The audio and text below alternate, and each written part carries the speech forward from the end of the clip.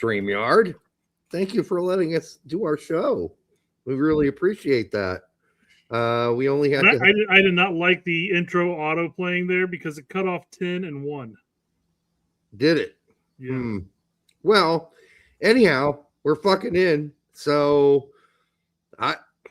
that's the first time that's ever happened with StreamYard, where we got that message over and over again. And it, by the way, it keeps telling us to wait another 30 or 60 seconds. Well, we waited 4 minutes or 5 or 6 minutes. 15 minutes, dude. It's 8:45 right now. Well, fucking 15 minutes.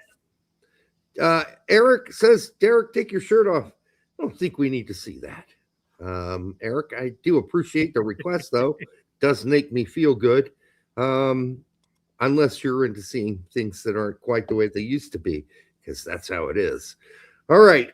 Anyhow, we got plenty. We might as well just jump straight to it because we lost 15 minutes. So, Brett, get us going. All right. Got a couple of soccer fluff pieces, and we'll jump right into the main topics here. But no, it's just soccer fluff. Oh, by the way, Jordan Morris says, I spent all day at work in a training designed by Derek. Thanks a lot. Was that a particular professional learning communities training, or what kind of training was that? I would like to know. I am curious. Yes, some of it I will be to blame for, and I do apologize for adding to some of that HR misery that many of you have to go through at your workplace. I apologize. All right, go for it, Brett. Here we have a game against Pay. Yeah, I don't even set it up. It's taking a corner kick. Okay. Ball's coming in. Okay. All right, just gonna kill a little bit of time. I gotta pause a little bit here because it's just a recording of a live game here. Yeah, I think so. Right. And whatever Tiki is. What's gonna happen?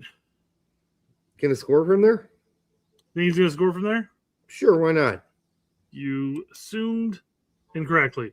He kicks it out of bounds, and it causes a car crash. Why is anybody breaking for a soccer ball? Why would you break for a soccer ball? I'm just ramming straight through a soccer ball. Yeah, it's going to bounce right off, much like the front end of this car up here. Here he goes. He breaks. Boom. It's like getting hit by a golf ball when you're driving by a course. You just keep going. It's nothing you can do about it. I feel like if you're getting hit by a golf ball and it hits a window, you're going to go, what the fuck? What the fuck was that? I mean, the guy didn't mean to do it. Soccer ball is just going to go. Boom! It's like hitting a bird. It's like hitting a bird. You're like, oh, what the fuck was that? Yep. A little different than getting hit with the golf ball. No, I'm still not stopping for a golf ball. I'm not saying you're going to stop, but you might swerve because it's like, what the fuck was that? Nah, I'd be like, I got hit by a golf ball. I'm driving past the golf course. Yeah, so you're just chilling, driving your car, listening to the golden oldies. The golden oldies. And then all of a sudden, bam! Your whatever, your passenger side front window shatters into a million pieces. Oh, well, that's You're not going to shoot, If it busts an actual window, sure. Yeah. Yeah, I do. I mean, if it busts a window, that's going to be an issue. It's going to be startling, right? But yeah, that's what I'm saying. Otherwise, it's like boink. I'm going to keep on going. But we're not stopping for a soccer ball. No, I'm not stopping for a soccer ball. No. Not at all. No, nothing. No chance. No chance. All right. Well, what else we got here? We got. Hang on. I got it. Oh. I don't want you to actually see what's going to happen here. Okay. Before it happens, let's maximize. Turn off volume because I don't want to hear it. Yeah, you just went. B. Bailey's right. It's one of those things where it's more dangerous to try to avoid first hitting it. It's like a squirrel. Yeah. Like you can swerve all over the road. You're probably going to still hit the squirrel, and you might run into somebody. Just better to keep plowing straight ahead. Yeah. Squirrel probably go right under. You'll miss it completely. Fuck those rodents, anyways, man. Yeah, we got a lot of squirrels anyhow. Yeah. Oh no, right. I know about this. Oh, you've already seen this, huh? I've already seen it. Yep. Oh, that's a killer. I'm gonna let anybody else in the chat guess. The guy scored a goal. What do you think his celebration's going to be? Derek, don't say it just yet. Yep. Give him a little chance. And we're going to hit play. Go. Oh, shit. I don't know who the fucking half-wit moron is that dug a hole or built this hole right over the the outskirts of the field, but that's just absolutely stupid. Anthony says he thought it was AI. It's real. One could think, but there's a completely other view, another angle from this side over here. There's like 5 angles, actually. Yeah. So like this guy right here goes running down the stairs after him. No, this is legit. Yep, it's real. Some idiot put that there and didn't cover it up and with a plank of wood that would keep people from falling in it. I'm sure there's like a metal door that goes that probably retracts and detracts and everything. You would think, you would hope. Yes. You know? That's like, that's why it's illegal to not cover a well, an old well. Let's say you have property, you sell the property or you abandon the property. You have to fill the well. You don't leave a well out in the middle of a field uncovered because kids fall in it. Hey, grown-ups might fall in that shit. Okay. they have a fence around it, Derek. Yeah, right. No, they actually didn't have much of a fence there. Well, he jumped over the fence into the hole. That wasn't the fence. That was the field barrier. So no. Anyhow, yeah, you can't do that. Is he okay? I don't know if he's okay. No, I mean, minor injury. He's fine. What country was it in? I have no idea. I think it was Brazil. Yep. Could it was Brazil. Yep. Want to see a magic trick? Yeah. Now you see me, now you don't. It's pretty scary. I mean, that would frighten me. Yeah, who knows how far down that was? I mean, I know there's a staircase that led down there. That could have been a 10-foot drop, easy. Could have been. Yeah, who knows? And what idiot opened that up before the game? What a fucking moron. Maybe that's how the players come out into the pitch. I don't know. They don't. Nope. I've explored it. I looked it up. They just emerge out of the ground. Not really sure what that hole is there for. Nobody had a real explanation for it. So it's just a hole. Right? So they can control the sprinkler system and stuff like that. It's so it can have sex with other stadiums with large phallics. Yeah. They're saying that stadium's the bitch, huh? It is a large bitch with a hole. Yeah. It's my only thing I can come up with. Fair enough. All right. Yeah. I've been hearing it's too soon for the past 20 years. It's too soon to implement promotion and relegation as commonly claimed by MLS supporters. No, I mean, too soon. I think we're kind of beyond that at this point.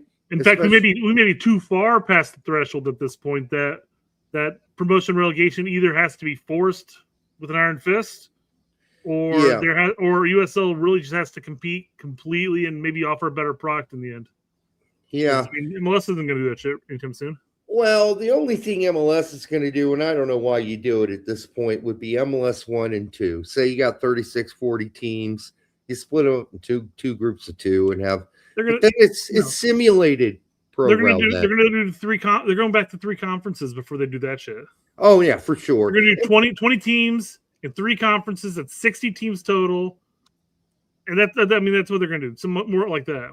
So let me ask you this again, people. If you've got, let's say we get to a point where we got 48 fucking teams in MLS, which is it's not unreasonable to think we will get there at some point.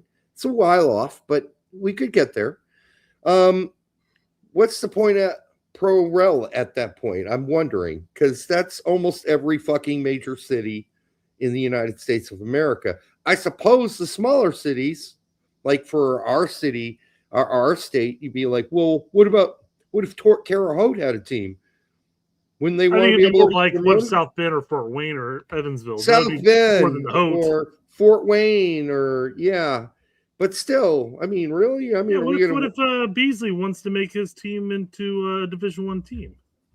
I suppose you could still bitch about it, but fuck, 48's that's a lot of teams, So do you really need? I mean, you could do interleague promotion and relegation with 48 teams easily. But I don't know if we're ever going to get actual real pro rel. It'd be nice, but I don't know.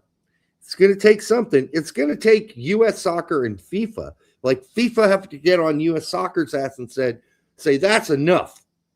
We want pro rel, but there's no news of that happening anytime soon. And in fact, FIFA were totally okay with Mexico canceling their pro rel. They're like, yeah, that's fine. What it's going to take is it's going to take U.S. soccer just to take off the training wheels from MLS at this point, quit subsidizing them, and then just start focusing on developing USL at that point. And I'm not saying that they have to completely shun MLS by any means, but MLS is at a point now where they don't need U.S. soccer's help. Yep. FIFA and U.S. Soccer are the only two organizations that can force this to happen, and they're simply not going to. Well, I'll come back. I'll come back to that super chat because we do have that coming up here very soon. Okay, so what's this? Years. This is the image that went with it when the leagues began, top competition began, sporting access began for like promotion relegation. Mm-hmm. So like Spain started with promotion and relegation, basically just saying, "Yep, we're just gonna do an open pyramid from the get go." It took Argentina 16 years, took France 1 year, England was 4 years, but they're the first ones to create promotion relegation. Brazil didn't even have promotion relegation until 1959. So the reason some of them didn't have promotion and relegation is they simply didn't have enough teams. So, I mean, you're looking at the beginning of some of the pro leagues in Belgium. They didn't have enough teams to even bother to have promotion and relegation. So that's why that happened. I don't know about Mexico, but I'd imagine it was the same issue. Yeah. So, I mean, we got to know all these countries have different stories of why there was a brief pause, or in some cases, never at the beginning, first 11 years of the pro leagues just didn't have it because they didn't have enough pro teams. They were still amateur teams. Yeah. And, I mean, I would imagine that anytime there's a gap in between, it is literally just those countries starting a league. Yeah. And then at that point you get interest, 5, 7, 10 years down the road of teams that want to jump in and like, hey, we'll just do a second and third division. We'll go from there. Right. All the federations when they started had requirements to be a professional team. You had to have a field, a stadium, you had to be able to seat people, and you weren't confirmed as part of the federation until you got there, which means there's going to be time for some of these countries we're listing here for that to be the case. Others that started much later, like Morocco, much easier for them to jump straight into promotion relegation because they had already had a plan in place. Whereas the game in 1800s was simply just developing. So that's why that's the case. All right. So good chart. I guess we can move on. It's not really relevant to us, though. So yeah, well, I mean, jumping back to FIFA and U.S. Soccer having to force an implementation of promotion relegation. FIFA's in the news again. If they're not trying to sell off, or at least Infantino's in the news, they're not trying to sell off chunks of the World Cup. They are actively trying to bribe countries for support. I mean, so Argentina declares full support to Infantino. I wonder what for. I mean, they got to be careful about the so-called bribe things, but yeah, obviously the countries that are sucking up to Infantino hope there's some sort of benefit down the road for them, right?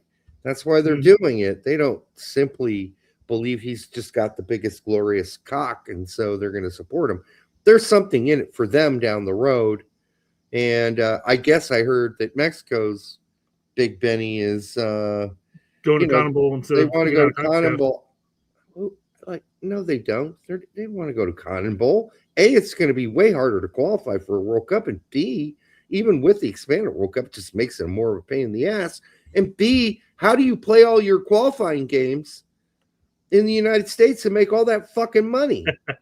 I don't know how you do that if your away games are now, because right now Mexico's away and home games, for the most part, a lot, they're just in the United States where they make a shitload of money. Well, their friendlies are. Their home qualifiers are at Azteca. So I don't think all of them are. I think some of those maybe. I don't know. They are versus us. I have to verify. I think some of the smaller ones they play in the United States. I might be wrong, but I would say they play as much as they can in the United States. And if they go to Cannonball, I don't know how that's going to work. I suppose they could still play their home games in the United States. If memory serves me correct, how it always worked out is you always had the friendlies, always played in the United States because they're going to make more money that way. And then come qualifiers, they always played in Mexico because they basically had a surefire win or result guaranteed. Yeah, I was just thinking like the early qualifiers in the old days, which they won't have anymore, where they're playing. You mean like when they're playing Saint Kitts, Saint Kitts, and Saint Vincent, and etc. Mm-hmm. Yeah, I could be wrong. You could play those in Antarctica if you wanted to. They could, yeah. Still I wouldn't recommend it though. Yeah, oh, of course not. Yep. But yeah, all so right. There's some more stuff here. UEFA paid off an alleged mistress of Infantino while he was its general secretary. Telegraph has disclosed. The woman received a 6-figure sum after the alleged relationship with Mr. Infantino and his small baby penis while he was a top official European football governing body. All right, well, worse things have happened.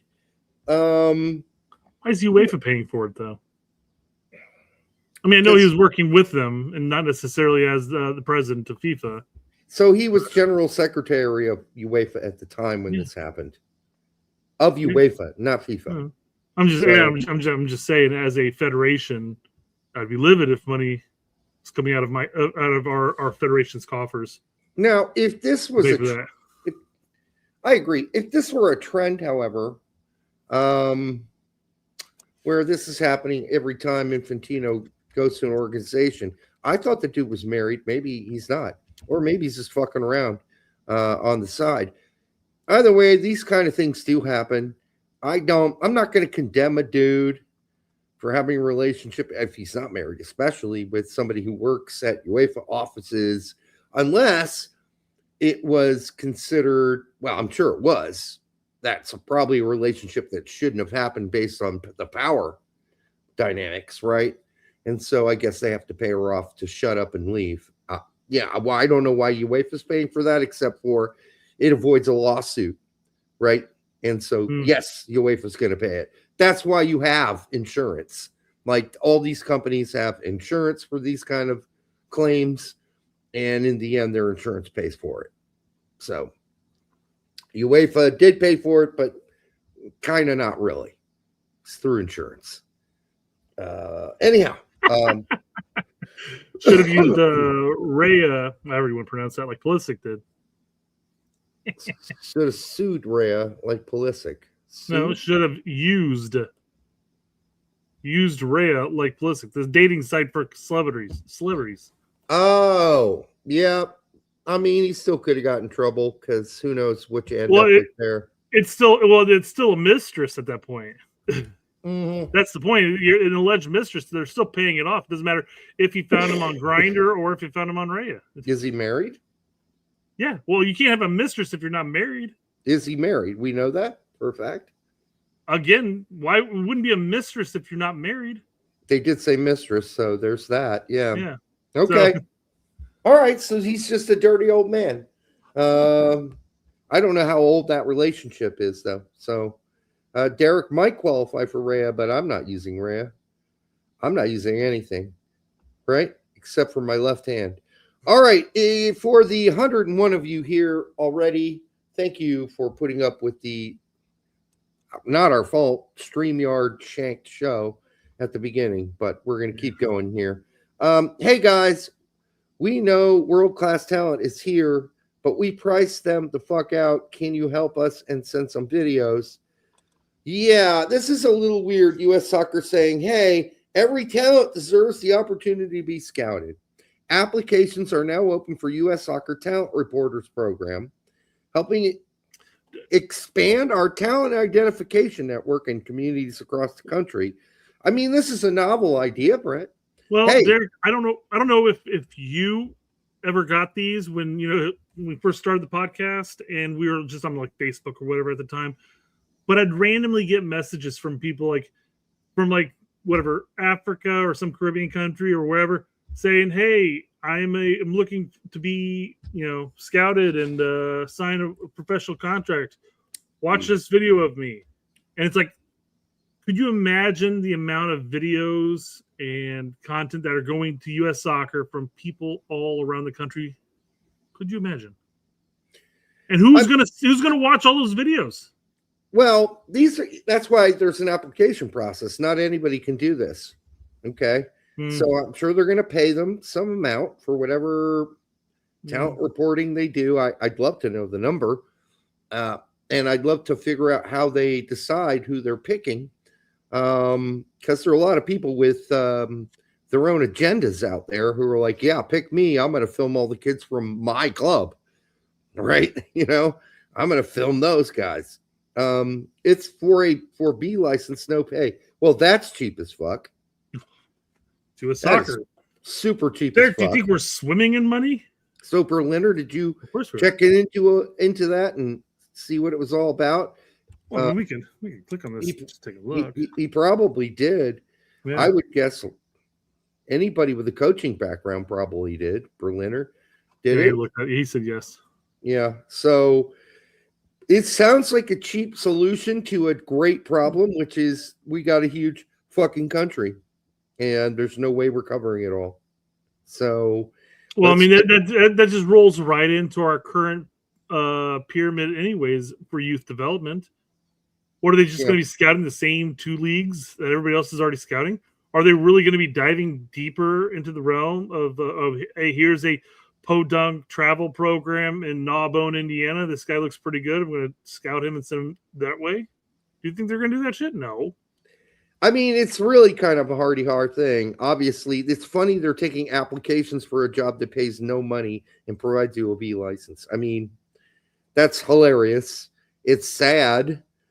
You know, they could at least say, hey, for every kid we get exposed to and we bring in the program, we'll pay you $30,000 or $50,000 grand or something like that. You know, there's a system that you could implement from youth development all the way to pros that would help with scouting from every corner of the country.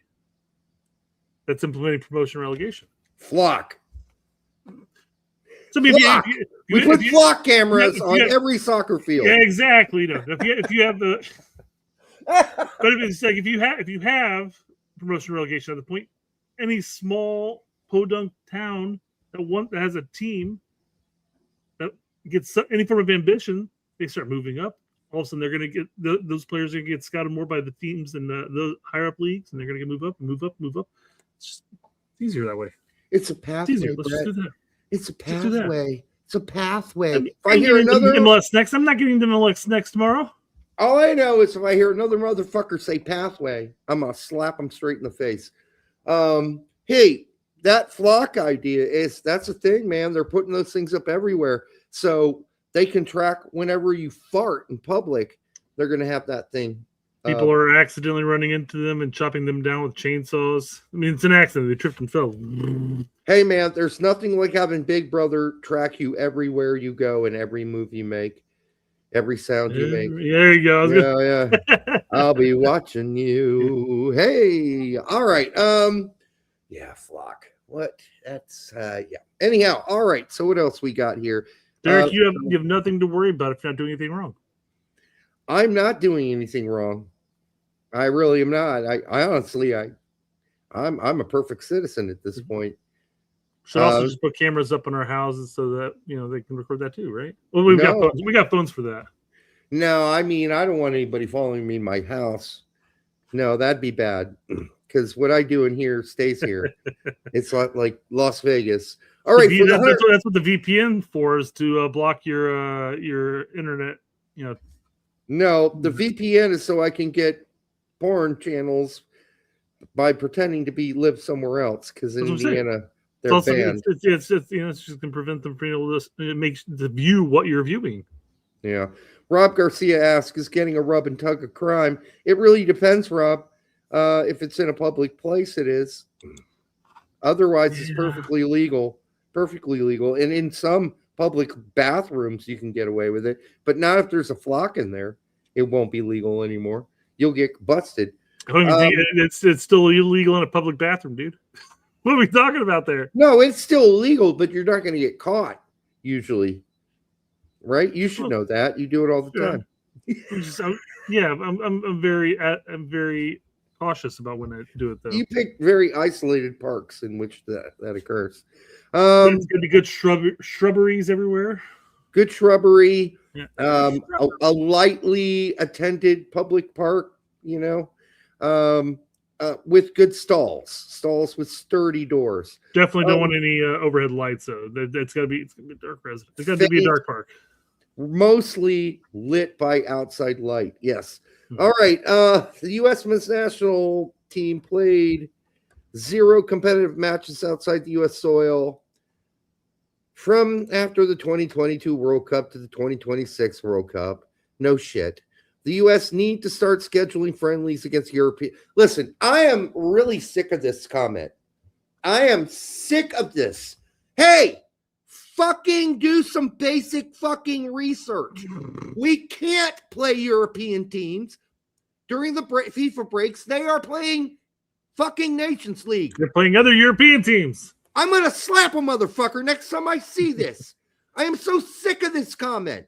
If you go look at the fucking Nations League schedule, it's impossible nearly to schedule a European team for a friendly in their country or ours. We got to play South American countries till we're blue in the face, and that's just the way it's going to be, and or CONCACAF or Asian teams, because they don't have Nations League. This whole idea that we're skirting or we're avoiding European competition. Listen, we played European competition in the last number of windows when we could, when it was finally possible to do it. So get over yourself. Do some basic fucking ABC research. We're not avoiding playing European teams. I think we'd like to play more European teams. We can't. UEFA has this dumb fucking thing called Nations League, people. Stop writing this dumb shit. Let's take 2 steps back here, Derek. Let's take the European out of the equation here. All U.S. men's national team in Europe is saying is, hey, we need to be playing away matches in South America or Asian nations. If that's all he said, it'd be a beautiful statement. The fact that he include Europe in there means he's not paying attention. I'm sorry if we're friends with him or whatever. He knows us and we know him, and I forgot I knew him, and I'm not trying to, make a new enemy here, but quit talking about European. Okay? Sure. The European teams can't, they're fucking busy. From Luxembourg all the way to France. They're busy. Okay? They're playing that stupid ass fucking shit. Luxembourg like a stone's throw away from France? It's in between Germany and France. Yes. Meaning, no, what I'm saying is I know what you're saying. From the very worst to the very best. Yeah, right? From the Vatican City to France. I like the Global Nations League idea. Yeah. That's the solution. It really is. Nations League would be better if it was intercontinental. Fucking sure it would be. But the fucking morons that came up with the concept haven't figured that out yet. They'd rather just keep playing the same teams over and over and over and over again. You mean a World Cup? It really wouldn't be like a World Cup. It would be different. It would. Well, I mean, you're talking about like if you're looking at how Nations League done in Europe and stuff like that, they only have divisions of like whatever it is, like what 6 teams? Yeah, groups of 4, 8 or whatever it is, or 5 or whatever it is. Yeah, and so I mean, you'd be looking at a small end tournament, home and away or whatever, whatever group stage, and then home and away for knockout, maybe like a mini World Cup. It would be sort of like a World Cup. Yes, it would be. That's true. Maybe we could turn into some sort of weird Confederations Cup. There you go. Some kind of Confederations Cup, maybe? Yeah. Something like that. Otherwise, I just don't want to hear another motherfucker post on Twitter that we're chicken hawks because we refuse to play any European teams. Well, we just got done playing Portugal. We played European teams. Okay? But that's only because they were available. Prior to that, they weren't. And prior to that, we played Japan and Korea. We're doing the best we can. We really are. Although I'm not really happy we're playing the bottom of the bottom of the barrel coming up. the worst teams in South America. I don't know why we got to play the Peru, worst Chile. ones. Peru, Chile. Why are we playing the worst teams in South America? Why can't we play better ones? I don't get that. That I think is an error. Maybe we just want to win. I don't know. The same mentality when like Brazil plays us or something like that. Why are we playing the USA? Ah, man. Yeah, probably, maybe they don't see much benefit in playing us, but I'd rather play an Uruguay or a Colombia. We played Uruguay before rather than a fucking Chile and a Peru, the only two lackluster fucking teams that couldn't goddamn qualify out of South America. Yeah, that's not good. All right. The United States. Yeah, fuck it. We did this one. So no offense to that dude. If we know him and we like him and he likes us, and no offense, that irritates me. It's not you personally. You're not the first one to say it. I'm trying to be Switzerland here, Brett, and just cover my bases. All right. Sure. Fair enough. Are y'all flaccid due to yesterday's game? I'm not flaccid. I'm irritated by it. The fact that first goal was not a goal, go watch it. There's 2 angles available. That's not a goal. It's not a goal for Mexico. And then we get, what's his face, sent off. Applewhite sent off for what? A red card for what exactly was that? It wasn't even spikes up or anything. Yeah, the guy had to dive over him or jump over him. Okay. It's not a red card. It's not. Thank you, VAR, for making it a red card, you dumb fucks. Because it wasn't called a red card on the field. It was called a yellow card on the field. And then couldn't have even been a yellow card. There's no contact. And then what's hilarious is Max Bretos comes out and says, well, we would have lost anyhow. We got totally outplayed. Yeah, after we were down to 10 men, it got significantly worse. We had no chance then. Absolutely none. So you're telling me, okay, did we get outplayed in the first half? Okay, sure. We did. But it wasn't horrible. It was manageable. But not with 10 men, it's not manageable. So don't say that shit. Well, we would have got beaten anyhow. Well, maybe we would have. But did it have to ruin the game? Did you have to ruin the fucking game by giving a goal that wasn't a goal and a red card that wasn't a red card? And now I'm not watching. I turned it off, Brett, and I watched the Philly game instead. But Derek, I mean, it doesn't matter if that they're better talent at that point. If it's a 1-0 game and there's still 11v11 at that point, it's still anybody's game. All it takes is one opportunity, and you're back in it. That's exactly right, Brett. That is all it takes. So this whole idea is that, oh, well, we were getting outplayed anyhow, so it doesn't really matter. Bullshit. It does matter. You took what little hope we had and you turned it into no hope. No hope at all, playing with 10 players and giving a goal that wasn't a goal. It should have been 0-0 at halftime. We should have been going to the second half tied 0-0 with our fucking C team. And yes, any of you mother dumb fuckers out there who want to say, well, that's how you guys are always saying you played your C team, because it's the truth. That was a BC team. That's what that was. I'm sorry. You don't follow American soccer, so you don't know. If you want to go ahead and lube yourself up and jerk off beating our fucking C team from a goddamn bullshit goal that wasn't a goal and a red card that shouldn't have been a red card, if you want to juice and lube yourself up for that, go ahead. Enjoy it, Mexico. That's fine. I wouldn't get that excited if I were you, because you didn't play squat of real players that we have that are U20s. You didn't play anybody, honestly. You didn't play Kevin Sullivan. You didn't play Pierre. You didn't play Banks. You didn't play Albert. You didn't play Ellis. You didn't play a lot of guys that should have been there. Cup was sent home so he could fucking ride pine for 2 games in Chicago instead of play a game. We didn't have coach in there. There are tons of shitloads of players that weren't there. In fact, that team, all the guys that started outside of one I can think of, wouldn't have played. All right. Like I said before, all it takes is a game changer or 2 on the lineup, and it's a completely different game. But you said they did go back in VAR this shit? Yes. It should have been a yellow card to the Mexican player for simulation. Yes. And VAR gave the red. not the fucking ref. Well, you know why the player fell down, right?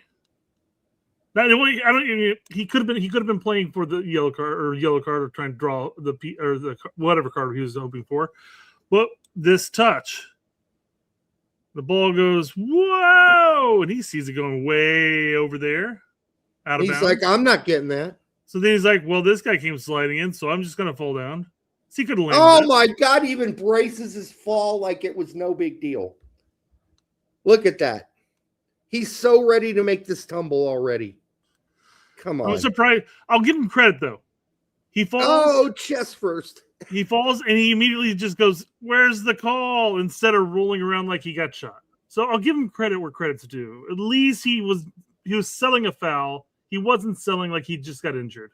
It's a yellow card. It's still simulation because he didn't get touched. It's a yellow card. That's it. It's a yellow card. That's as much as I'm going to give. I mean, I couldn't. Berlin says even yellow possible, but never a red. I could. Why would you give him a yellow card? Even you go back and you look, you go like, he didn't touch him. didn't touch him or the ball. In fact, he just slid past. I get it, but at the speed of the moment when it was called on the pitch, the ref gave a yellow. That should have stood. VAR should not got involved. It should not have become a red. Should have stayed a yellow. All right, so it was slightly dangerous, maybe, but his studs were not really up. So it was a slight. I'm gonna argue against that. Hold on, let's just see it here again. Let's see if studs are up. Studs are away. They're away. They're facing the other direction. There's a little stud there. Okay. Yeah, it's dangerous. It's a bit dangerous. It's dangerous. Yeah. But yellow. It could have been dangerous to phrase that. Yeah. I don't know. Yellow's good enough, but I believe they gave the red because he had no supposed backup, which is bullshit. You watch the video. There's somebody there. Berlin, I know I'm going slow-mo, but if they go VAR got involved, they're going in slow-mo. They did go slow-mo. Yeah. So I'm just saying it doesn't matter if I'm going slow-mo because they're going. That's fine if the ref in game speed called it for what it is, and VAR didn't get involved. Whatever, it's the ref's prerogative to call that. Whatever. But at that point, once VAR gets involved, they're slowing it down too, and they should be able to do exactly what I'm doing right there. Yep. So. Hey, love this one. So Derek can insult everyone, but I'm not allowed to insult his takes. What are you talking about? You insult my takes constantly. What? You insult me all the time. What are you talking about? Yeah. Who's stopping you? All right, next. You insult me on the regular. All right. I'll say this much about the game in general. It's a youth CONCACAF championship. Okay, we're gonna move on. It's people who are getting bent out of shape about this. Would have been great to win, but we're still going on. So it doesn't matter. It doesn't matter. And I saw the list. Now Mexico has won the U18s, the U20s, the U23s, and the Big Boy Cups, and the Nations League, and the Gold Cup. We haven't won anything. Okay, yeah, we haven't. We can fix that. We can fix it. Oh, well, you guys always complain you haven't had your A team. Because very often we haven't had our A team. Very often that's actually been true. Okay. First of all, I've got to bring up some Larry comments here. Larry says he is not in control. This isn't 1994. What if the attacker doesn't leave his feet? If the attacker doesn't leave his feet, it's a foul. That's fine. The attacker did leave his feet. There's no contact. It's not a foul, in my opinion. Yep, it's just a yellow, I guess. I don't think it's anything. That's fine too. I'm just saying nothing burger. It's no more than a yellow. That's all I it agree. is. If he's gonna get a card for anything, it's definitely no more than a yellow. But it shouldn't have even been it shouldn't have. The foul can still be given. Whatever. He blew the whistle. What are you gonna do? Give him a drop ball because there's no contact or anything like that? No, you just play the game. Rescind the yellow card. You can issue the yellow card if you want to the guy who simulated it, whatever. But it ruined the game along with the bullshit goal that wasn't a goal. It ruined the game. And so I watched Philadelphia, Kevin Sullivan, and Pierre in Leagues Cup instead, because at least I was watching an actual real game where there were referees who didn't have their assholes or their heads so jammed so far up their assholes. So there we go. What if I take my cleat off and try to stab somebody but miss?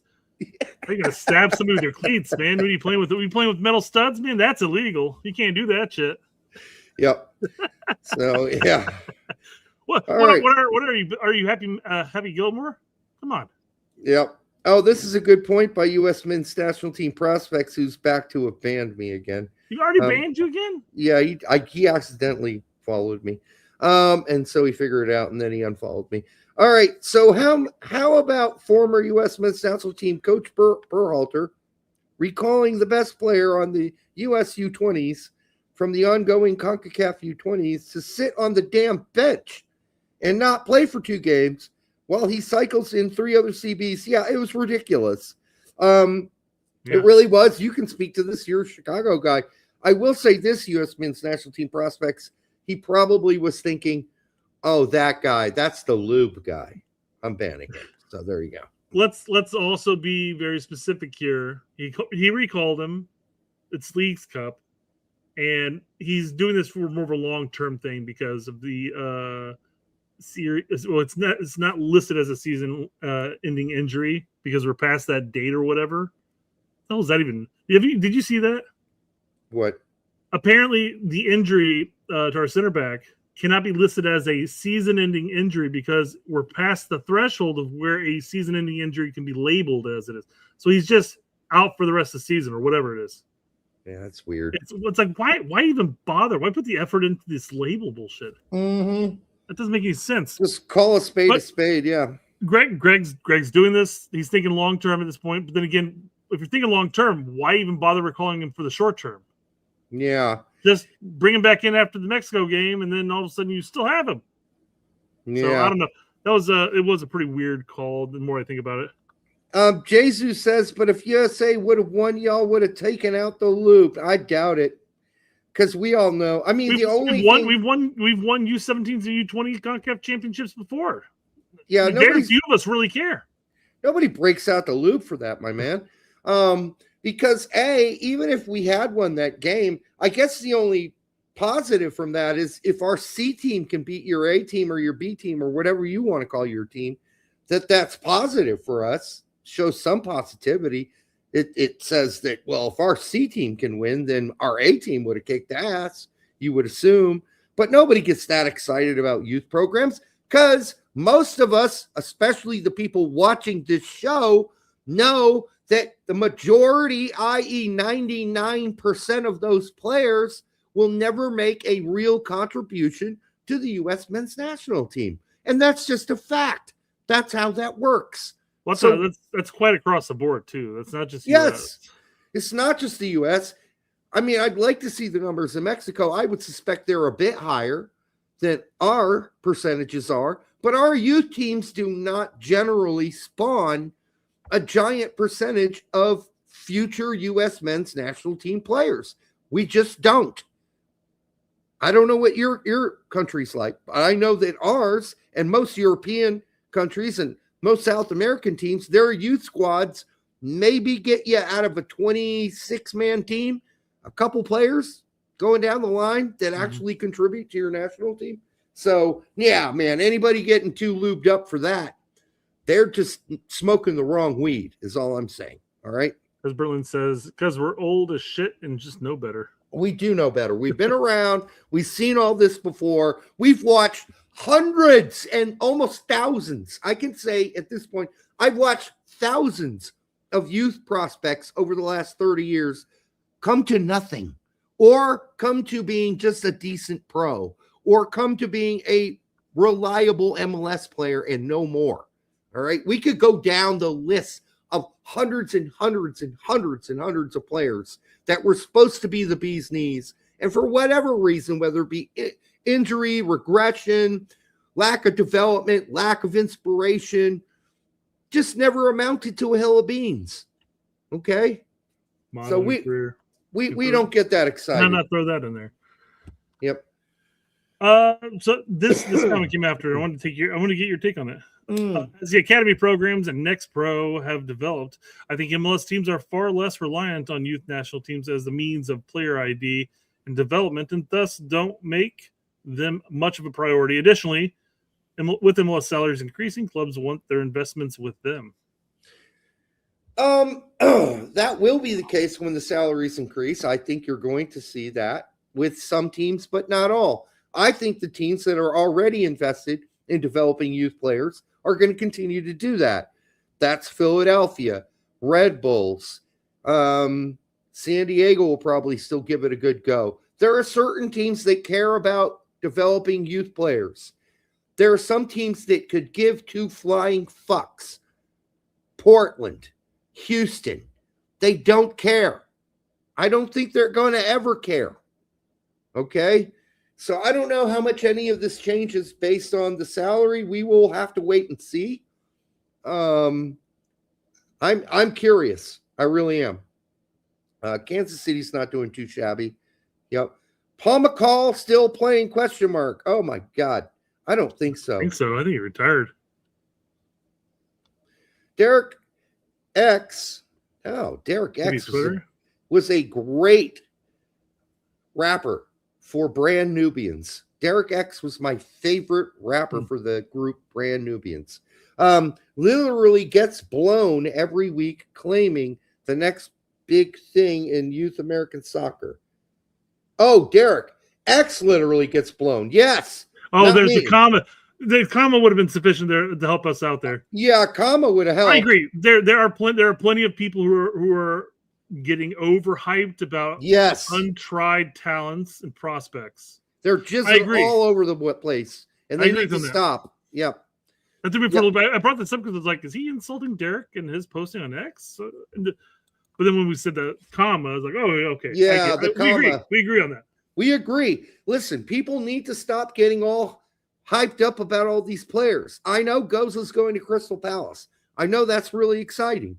But let's see how that works out. It could be a disaster. It could be great. It could be awesome. He could get loaned out to some championship team, or who knows, right? We got to wait and see how that goes. Going over there, you would think Gozo would be great. I think we've seen him play pretty well, but we've also seen some games where he hasn't played real well, too, lately for RSL. I hope we see the better Gozo over there. I hope he does play. There's no guarantee he's going to, guys. So we need to wait and see. That's what this game is all about. I know people haven't been around as long as we have, so they don't understand the value of patience. But it's an important thing to have. Like, people are like, well, you seem to have changed your opinion on Kevin Sullivan. Yeah. You know why I changed my opinion on Kevin Sullivan? Because he stopped playing like a dickless wonder. He's actually making a difference for Philly when he plays games now. He's stepping up like a grown-ass man. He's playing like a grown-ass man. But it took a while for him to get there. And until he got there, I wasn't willing to go head over heels for him. I was willing to say, I don't know. I don't see it yet. That's what we said on the show. I don't see it yet. I'm waiting. I'm patiently waiting to see it.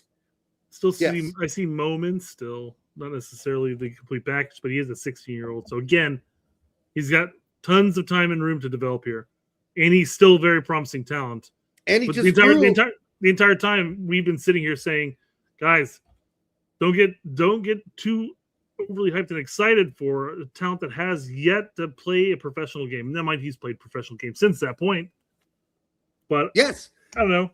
Well, I see people say things like, you just wait till he gets to Man City. And does what? Play? Like every Chelsea or Man City signing. We got another Chelsea signing in the books here. So oh yeah. And Colin says that Scuffed said that Gozo wasn't technical. I don't watch Scuffed, but maybe there's a reason I don't watch Scuffed. Pretty silly. Yeah. Colin was saying like, Vince said that, and then all of a sudden everybody else just yep, kind of slapped it up, and I'm just like, that's not a really good take. He's technical enough. I don't understand. I don't see the problem. That being his problem. He's technically pretty good. He's athletically gifted. He's got a pretty good soccer IQ. That doesn't mean he's going to work out at Crystal Palace, though, people. That's a whole nother level. He's taking a huge leap. If he were going to Stuttgart, I'd be like, yeah, okay, I think he'll play. I think he's got a good shot at playing. But Stuttgart can't afford him. Let's just be honest. They can't. Not the $17 million that for a prospect. Yeah, so. Exactly. For a prospect. There are real chances. I fucking hate breaking, Derek. It's breaking. I fucking hate this fucking poster. I wish he would die and fall down a well somewhere and drown. I fucking hate this prick. Breaking. There's a real chance. There are real chances of Neymar joining Messi and Suarez at Inter Miami in January 2027. Who the fuck's excited about that? Who's excited about Neymar coming to MLS? I'm not. Neymar looks broken to me. I don't know. Yeah, this is the Neymar way past his prime. And Neymar, by the way, is no Messi. He's not even in Messi's category. Okay? I'm sure he could still be somewhat an effective player. But the way he's played in Brazil, really? Anybody that excited after the way Neymar has performed in Brazil? Anybody coming all over their hands and reaching for a Kleenex to wipe it off? No. Do you think, do you think Miami will actually make their money back off the amount that it's going to cost to get him, given his injuries they said?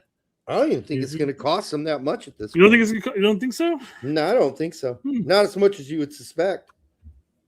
I think that guys go and play at a discount at Inter Miami because they want to play with Messi. Suarez is on a discount. Not like Neymar hasn't played with Messi before. I mean, DePaul's on a discount, right? So people go there and they'll go, I'll take a discount just to go play with Messi and maybe settle my kids in there in Miami. Enjoy Miami and the beaches and the nice nightlife and all that stuff. So I think that's probably the bigger sell in that point. I mean, maybe they're looking at going like, yeah, if I team up with Messi here, we can just win some trophies, make some money, whatever. However, this poster is an abomination to X, and people need to stop following him and reading his shit. Because he's wrong 90% of the time, maybe 99%. Because he's putting out absurd shit constantly. Mm-hmm. Absurd shit that's never going to happen. Not saying that won't happen. I'd be really shocked if it did, frankly, because Neymar's way over the hill. He's not Messi. Not that Suarez isn't over the hill too, but I mean, for the kind of money you'd think Neymar would be asking for, I just don't see it. All right, Anthony says last month, Tarun Karamanchi made history becoming the first player of Indian heritage. Who cares, right? To play for Columbus Crew and MLS. Okay. Congrats for him, getting his first MLS cap and everything like that. But it's like the first player of Indian heritage. Like, all right, cool, I guess. Yeah, he's the first player from Tahitian heritage to play for an MLS team. He's the first player from New Guinean heritage to play. He's the first player from Bangladesh to play in MLS. Who fucking cares? Is he good? That's all I care about. Is he good? Is Columbus Crew going to play him? I don't think Crew's going to play somebody they don't think is worthwhile. It'd be weird just to get a cap on an Indian American and say, "Hey, look, first Indian in MLS, we win." I'm actually shocked by that he's the first one of Indian heritage. That shocks me a little because there's lots of Indian people of Indian heritage in the United States. So. That's what I was just verifying that. I mean, obviously born and raised in the United States. But I played with the US U20s, although he does say it would be an honor to also play for India or represent India. I'm not sure why. He will. No, if he's going to play for a national team, he'll play for India. He's not going to play for us. Just because you're not rating him. I don't rate him. No. Oh, that's fair. Okay. I don't even know him. I don't know him as a player, so whatever. How old is he? Okay, just got rid of that shit. Hold on. I mean, if I knew how old he is, but listen, you go to Westfield to the cricket, whatever fields, those fields are full of young Indian teenagers and college-age men playing cricket. So I guess in some way this is out of the box, right? If you go to Westfield and Carmel's cricket clubs, those teams are full of Indians. He's 23. No way. Are you serious? Yeah. Well, he's fucking done. No, he's gonna play for India. He's gonna play for India. He's never gonna play for us. He's 23 and he just made the crew. Yeah, he's got two get matches under his belt. Okay, yeah, he's done. He's done. If you're not already a somewhat recognized, like, really good player by the age of 23, unless you are a late bloomer, which we have said time and time on this show is an absolute rare thing. Late bloomers just are rare as hell. Unless he's a late bloomer, he's done. Well, late bloomer, but he's first two professional matches in MLS at the age of 23. Yeah, you're old. You're old. Two late bloomers just signed with Burrow. Just saying. All right, are they really late bloomers? I would say Berhalter's slightly a late bloomer. I think Aiden Morris was always kind of considered. He's talking about Arfson. I think Arson's been considered a decent player for some time, like the last 3 years. I don't know. A decent player in MLS. I don't know. Is that late? I don't think Arson's getting any better. He just is who he is. He's probably been who he is for some time. Maybe people just didn't recognize who he was. Maybe it took a while for them to figure out what kind of player he was. I wouldn't really consider Arson a late bloomer because I don't think he really bloomed enough for me to notice. Berhalter bloomed more than Arson. And Aiden Morris has been a highly respected youth player. So, yeah, I know you're not talking about him. But, yeah, maybe. If you want to consider that a late bloomer, I don't know. That's kind of pushing it for me. It took. I mean, Seb obviously was in MLS for a while before he really took off at Whitecaps. So, I mean, it definitely was a late bloomer since that took him a while to get the ball moving in that sense. I'd give him more of a late bloomer status for sure than I would Arfson. And also because as far as the effect that Berhalter had on his team, like the impact Berhalter made on the Whitecaps, I think was larger than the impact that Arson generally had on the crew. So that's my personal opinion. If you're a crew fan, you don't have to agree with me, but I do think Berhalter was a more important player for Vancouver than Arson is for Columbus. This is my opinion. All right. Hang on. I'm taking a look at them more in depth. Maybe we are wrong about Tarun. Maybe he will be a late bloomer and then, make the move forward. No. There's always a chance he can be a late bloomer, Brett. I'm not discounting that. But I'm comfortable saying what I'm saying because it's such a rare thing that, okay, so there's that 5 to 10% chance he's a late bloomer and I blow it and he becomes this big U.S. men's national team player, then I'll just fucking eat crow. I got no problem doing that. I will eat crow if that's the case, but I don't want to waste any more time with Tarun. I was just looking over his transfer market and I know they mentioned he's played for the youth teams. Yeah, I don't really care. What youth teams? Because I'm looking at his transfer market, and they have no youth teams listed here. So what, like a U14s? Oh, U16 maybe. He's not worth covering though. He's got one game at UCLA in 2023, one game in 2024, according to transfer market. I'm not sure if that's accurate. No, that can't be 120 minutes. That's not possible. The College Cup. Okay, regardless. He played for UCLA. He's got two professional games so far in his first season with Columbus. Dude, he's a nobody. We can move on. I'm more worried about Taha Habrun. Hey, I hope he proves me wrong. If he does prove me wrong, which he won't, I'm not even concerned with it. I mean, how many times have I had to eat crow about a player I already said you can just forget about it? Never. I've never had to do that on this show. So there we go. They cooking my boy on TikTok.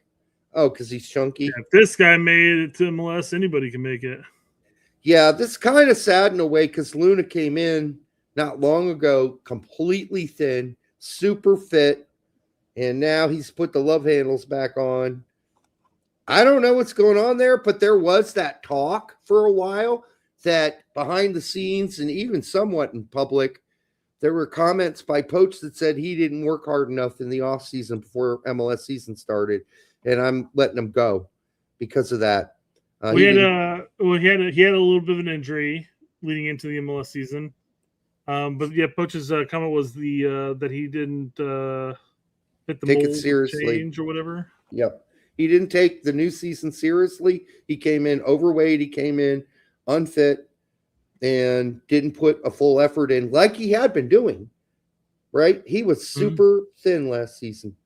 I don't know what this is. This is like the Luna of 3 years ago. So I don't know what he's doing. You say injury. I don't know. Ride a bike, swim in a pool. Don't put the love handles back on. I'm not one to talk, but I don't play professional soccer. That's why I got love handles. All right. But I can guarantee you when I played soccer, I did not have fucking love handles. I can tell you. Yeah. I mean, he's got that. He's definitely got that stocky build, and he definitely can stand to lose weight. Similar fashion to what we were talking about with Weston McKennie at one point.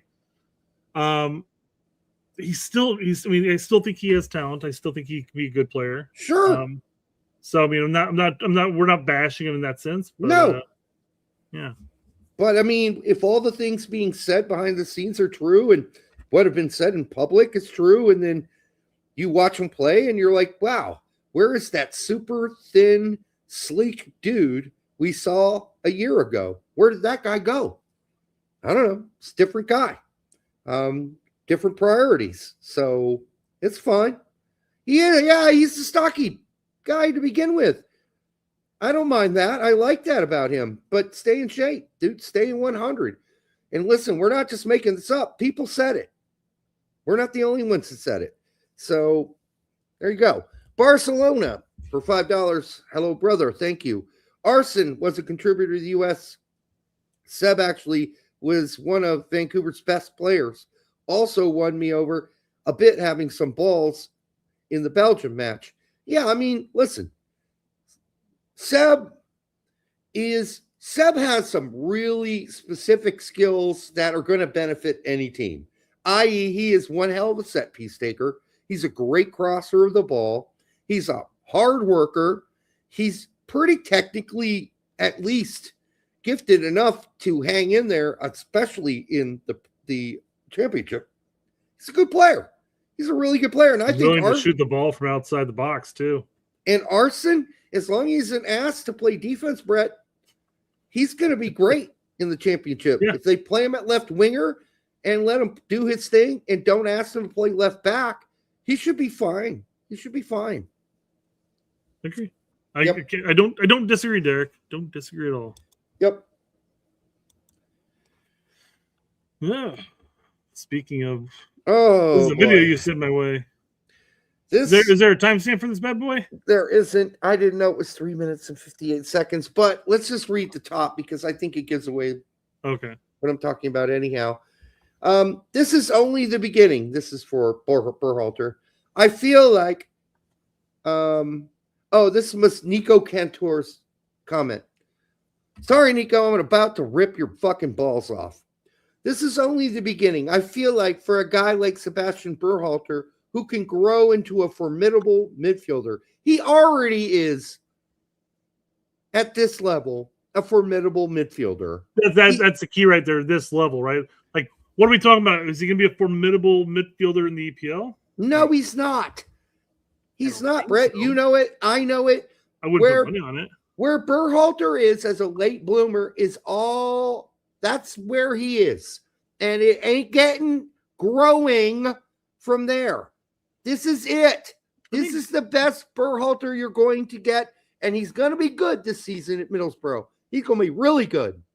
And if they get promoted, he might get to play more in the Premier League for a bottom of the fucking barrel team in the Premier League if they get promoted. But this is all you are getting. He is not growing any more than this. He might get a little bit better IQ, okay? But he ain't growing much more than this. He's, 28, 27? What is he? I don't think he's that old. I don't think he's that old. I think he's 27. Berhalter. 26, 27. All right, I'm keep going down. 25. 25.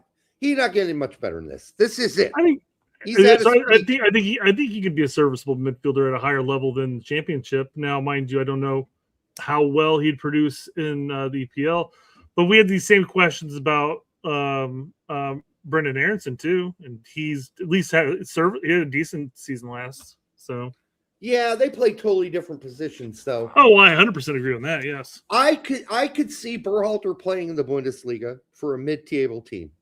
So I'm not saying he can't play in a first division top 5 league. He can, but it's not the Premier League.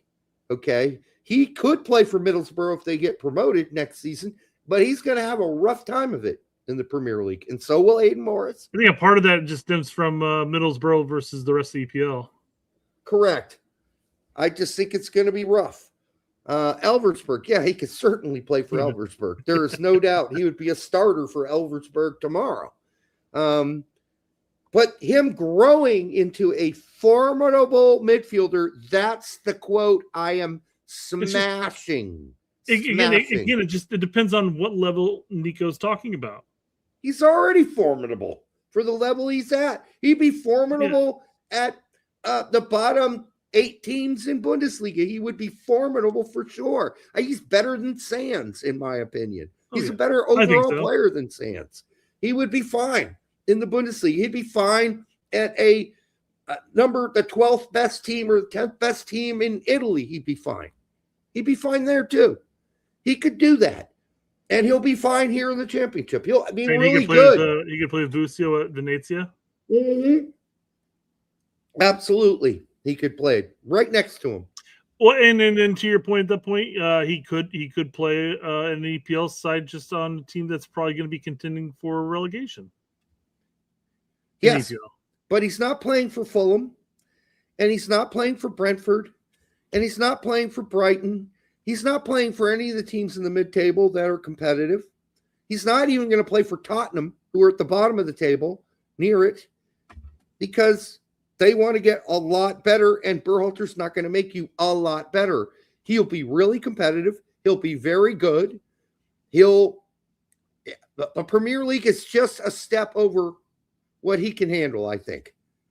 I think it is. I think playing the bottom 8 teams in the Premier League, he'll be fine. Playing the top, 12, that's going to be another battle altogether. All right. Are there any Americans that are at the EPL level, though? All the Americans play in the most mid-bottom table places as far as I can see. So currently, Bournemouth, Adams, that's not a bottom. But a Europa spot, don't they? Yeah, they're at more near the top of the table. Crystal Palace, they won some cup titles, right? Crystal Palace, but I get what you're saying. Yeah, are there? But to your point though, mid-table EPL's different than saying recently promoted Middlesbrough or bottom half of the table. Yeah. So we're not saying that he couldn't compete in EPL. He could compete in the EPL. I just think that it would be for a lower team that'd be staving off relegation. And Brendan Aronson is in that fight all the time with Leeds. He's going to be again. So we're not saying that he couldn't. We're just saying he's already a formidable midfielder at the level he's at right now, and he could compete at a higher level in a top 5 league. He could. We're not saying that he's going to be a contender, a formidable midfielder with an EPL, in our opinion. He could play in a pretty good team in France. He could play in a pretty good team in Germany. But we're talking about the EPL period, people. And that's just he could play for a Leeds-like team in the Premier League and hold his own. But he's not going to be setting any world's records. Just like Brendan Aronson doesn't set any world's records. He is just a hard worker. And I hate saying that's all he does because that's just generally all he does. He's a hard working son of a bitch. All right. Mm-hmm. Julian Sorry, Vivas. Julian, I missed this earlier, but thank you, brother, for $9.99. Derek and Brett, greetings from Lehigh, Utah. I think Kevin will be Premier League player, but not for City. Also, what do you think of the Mexican fans saying U.S. men's national team fans making excuses for the U20 final? Yeah, we kind of already covered the excuses a little bit, part. yeah. It's true. So they can say it's excuses if they want, but if we brought our actual top-notch U20 team full of Kevin Sullivan and Matisse Albert and Pierre and Banks and Cochin, no, I think those are just 5 players. I could list 13 players better than players that were actually played in that final against Mexico. I could list 13 players off the top of my head that are better. Not going to do it right now. We don't have time because we already covered that topic, but I could. Yes, Banks isn't eligible. Yes, he is. He's 20. He's under 20, isn't he? Isn't Banks under 20? Pretty sure Banks is under 20. Why wouldn't he? And Ellis, yes, I mentioned him earlier. He's too old already? He's 19 as of December, so he'll be 20. So I don't know where the cutoff falls. I think it's I don't know. I don't know where the cutoff falls.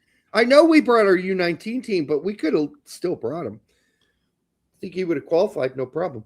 Anyhow, point being, we did not bring our best team. So if they don't want to agree with that, that's their problem.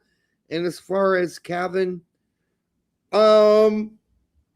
is it possible that Kevin Sullivan could play on a Premier League team? I do. I agree it won't be City. I think, again, it's one of those things, it's too early to really predict. I mean, you can sit there and look at this. You can see the development, his growth this season, which has been good. And you want to see more of it. I don't know how high you can really extrapolate that up, though. Yeah, I don't know.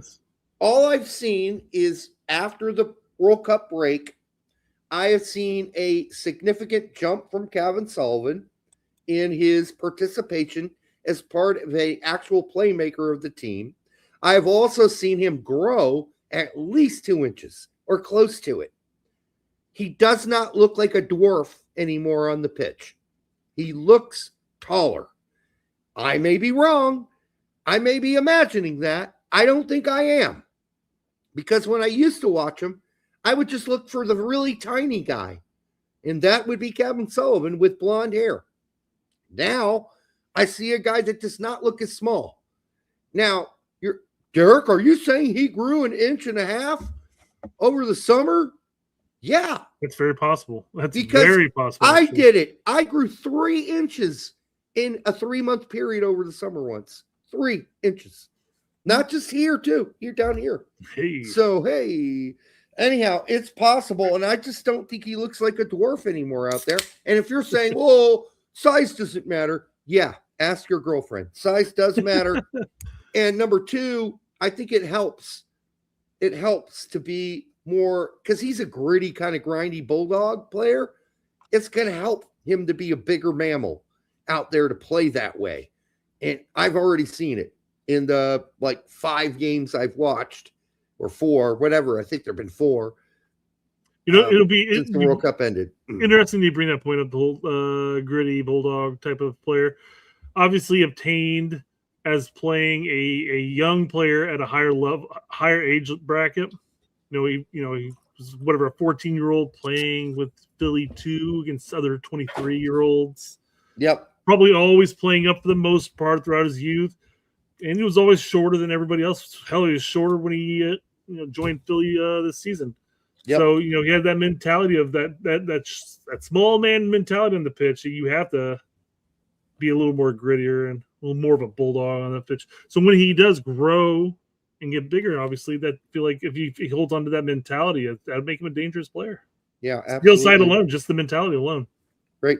All right, for the 159 of you who have been here on Twitter and YouTube, make sure you like, subscribe, and share it with your grandma.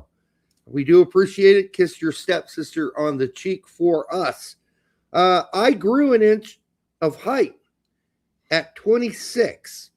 Okay, well, that would be, as a former biology teacher, an outlier, Barcelona. I don't know what the fuck you were doing. Growing an inch at 26. That is fucked up. And I wish I could grow another inch too. Maybe you could teach me how that happened, because that is fucking weird. Gravity's working against you, Derek. You've got nowhere to go but down. You're right. I know. I'm going sagging. Everything's sagging. I'm old. The gravity is taking its toll. All right. So John G says, I stopped growing at 14. Ow. Yeah, that's too young to stop growing, John. Well, unless he was like Shaquille O'Neal, who was like 7 foot by the time he was 14. Well, then you don't worry about it, right? Exactly, right? Right. Well, 7. I don't think that was the case, but I don't want to be 7 foot though. I don't know anybody who's like, oh yeah, I want to be 7 foot. Fuck that. I don't want to be. That's freak territory. But he was 6'3" at the age of 14. Well, apparently. Thank God that was it then, John. Yeah, 6'3" good. That's good. That's a good average extra. I mean, obviously the average height right now is 5'10". You know, I'm 5'10" and a half. I used to be 5'11", and I go to like Kroger and Walmart and Myers. I feel like a giant because there's lots of really small people that bring my average up, thankfully, make me look like a giant. All right. And then Brett makes me feel small when I'm around Brett. Julian for $2 says coaching been bad and Ice Stone getting loaned. I mean, coaching has not been bad. Coaching hasn't been great. He hasn't been good. I'll say the two highlight reels that I saw his first 2 matches. I don't think I saw. I mean, maybe one positional error, but aside from that, I thought everything else was fine. His last game wasn't great. The one this weekend, but you're right. I didn't see him at fault for the game before that. I didn't see a lot of fault in that for him. And then we did watch your buddy Slonina get some time for Chelsea in the friendly this weekend, and he made a really good save. I mean, I don't know what jollies you can take out of that, but coaching's backline is garbage. I agree. Yeah. And it's been bad. It's been really bad at Ligmy so far. So Gaga's performance with Chelsea, if he made a good save and wasn't bad, has only got to be a positive from his trial at Strasbourg. So anything is an upward, you know. Is he at Strasbourg now? No. He was on a trial at Strasbourg. He went in for like the second 45 minutes of a game and let in 5 goals. Yeah. Mind you, going back and watching that, I think only one, maybe 2 could have been deemed his fault, but the rest of them were not his fault. Yep. Derek is 3'10" like Napoleon. God damn it, BMR. Motherfucker. All right, first of all, Napoleon was 5'7", and I am 5'10" and a half, and I used to be 5'11", so God damn it, get it right. All right, Berlin, I didn't bring he tagged me in something. I was going to bring this up too, but he says no great goalkeeper in the pipeline since 2010. We've talked about why we think our goalkeeper hole is our problem. Our lack of development, if you will, is because the game changed. The game changed. And we didn't. Yep. You know, we still, growing up, we still just, hey, he's going to be a shot stopper. He's a shot stopper. He's a shot stopper. But then you get to higher ups and you're a professional and stuff like that, and they expect a little bit more than just being a shot stopper at this point. I'm freakishly small. I love it. All right, Ice Stone Sloan in heels. Derek in heels. I have worn heels before, but it's been a long time, guys. It's been a long time. I think it was for a Halloween party.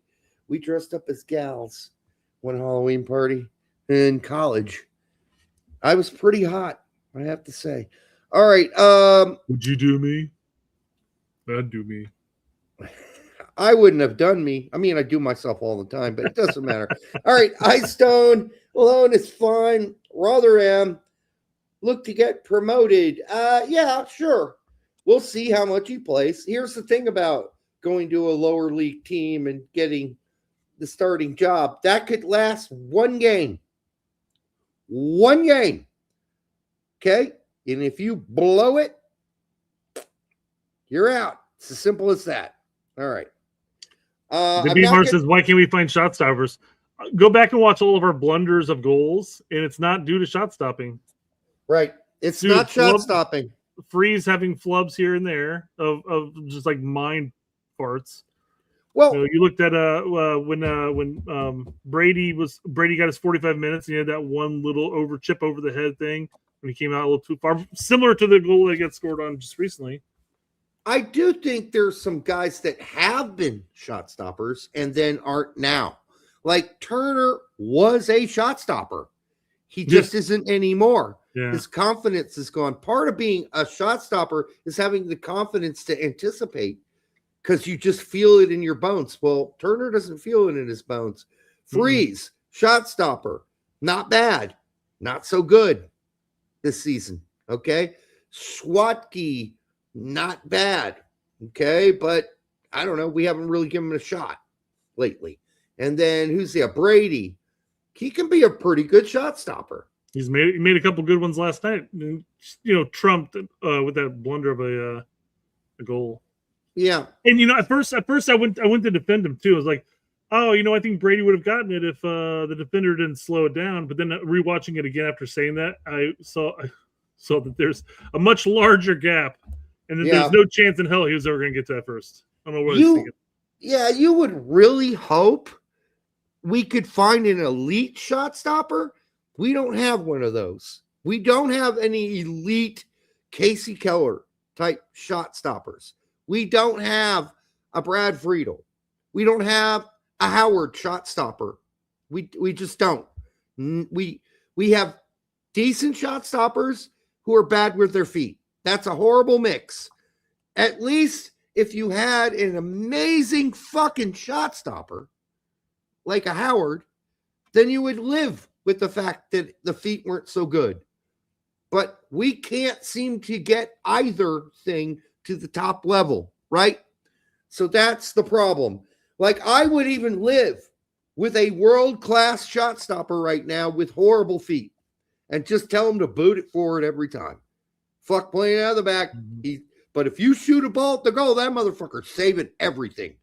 If we had that guy, and we've seen Casey Keller do it over the years, where you're like, holy fuck. And we've seen Howard do it, where you're like, that dude is not letting shit in. It doesn't matter what you do, he's not letting anything in. He's stopping everything. We saw that from Casey Keller in Copa America back in the 90s, to the point where Romario's like, this is the best goalkeeper in the world. He's the best goalkeeper in the world. We saw it from Howard versus Belgium, right? So we've seen, standing on his head. Like, we've seen it. We know that we can create those kind of shots. Miola was a really good shot stopper. Like, let's go back. Friedel, really good shot stopper. So we've had elite shot stoppers, but now we are looking for even just that. Like, I'll just take an elite shot stopper who has decent feet or okay feet. I'll take it. But we can't find an elite shot stopper to begin with. So now we got okay shot stoppers and guys whose feet are highly questionable. That's a horrible mix. And that's where we are, people. So when Brett says our weakest position is goalkeeper, he's not fucking shitting you. It is. Curtis Murray says, Kevin is so good. I think a lot of you guys are going to eat crow soon.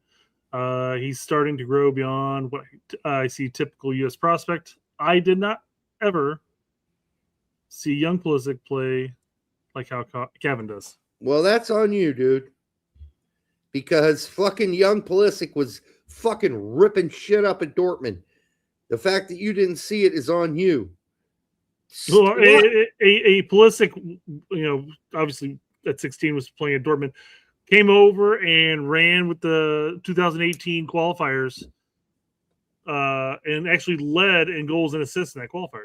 Dude, there's footage. 16, 17 years old. Yeah, it's not hard to find, Curtis. And listen, I know you're well-meaning here because people are kind of like, well, I haven't seen it yet from Kevin. But don't take people saying, I haven't seen it yet as to mean they're never going to see it. They were waiting to see it. We were. We weren't saying he was going to be complete shit. Nobody here said that. We just said I haven't seen it. I haven't seen it yet. It's the big soccer mentality all over again in that sense, where you just jump on the hype train of a player that hasn't really done anything yet.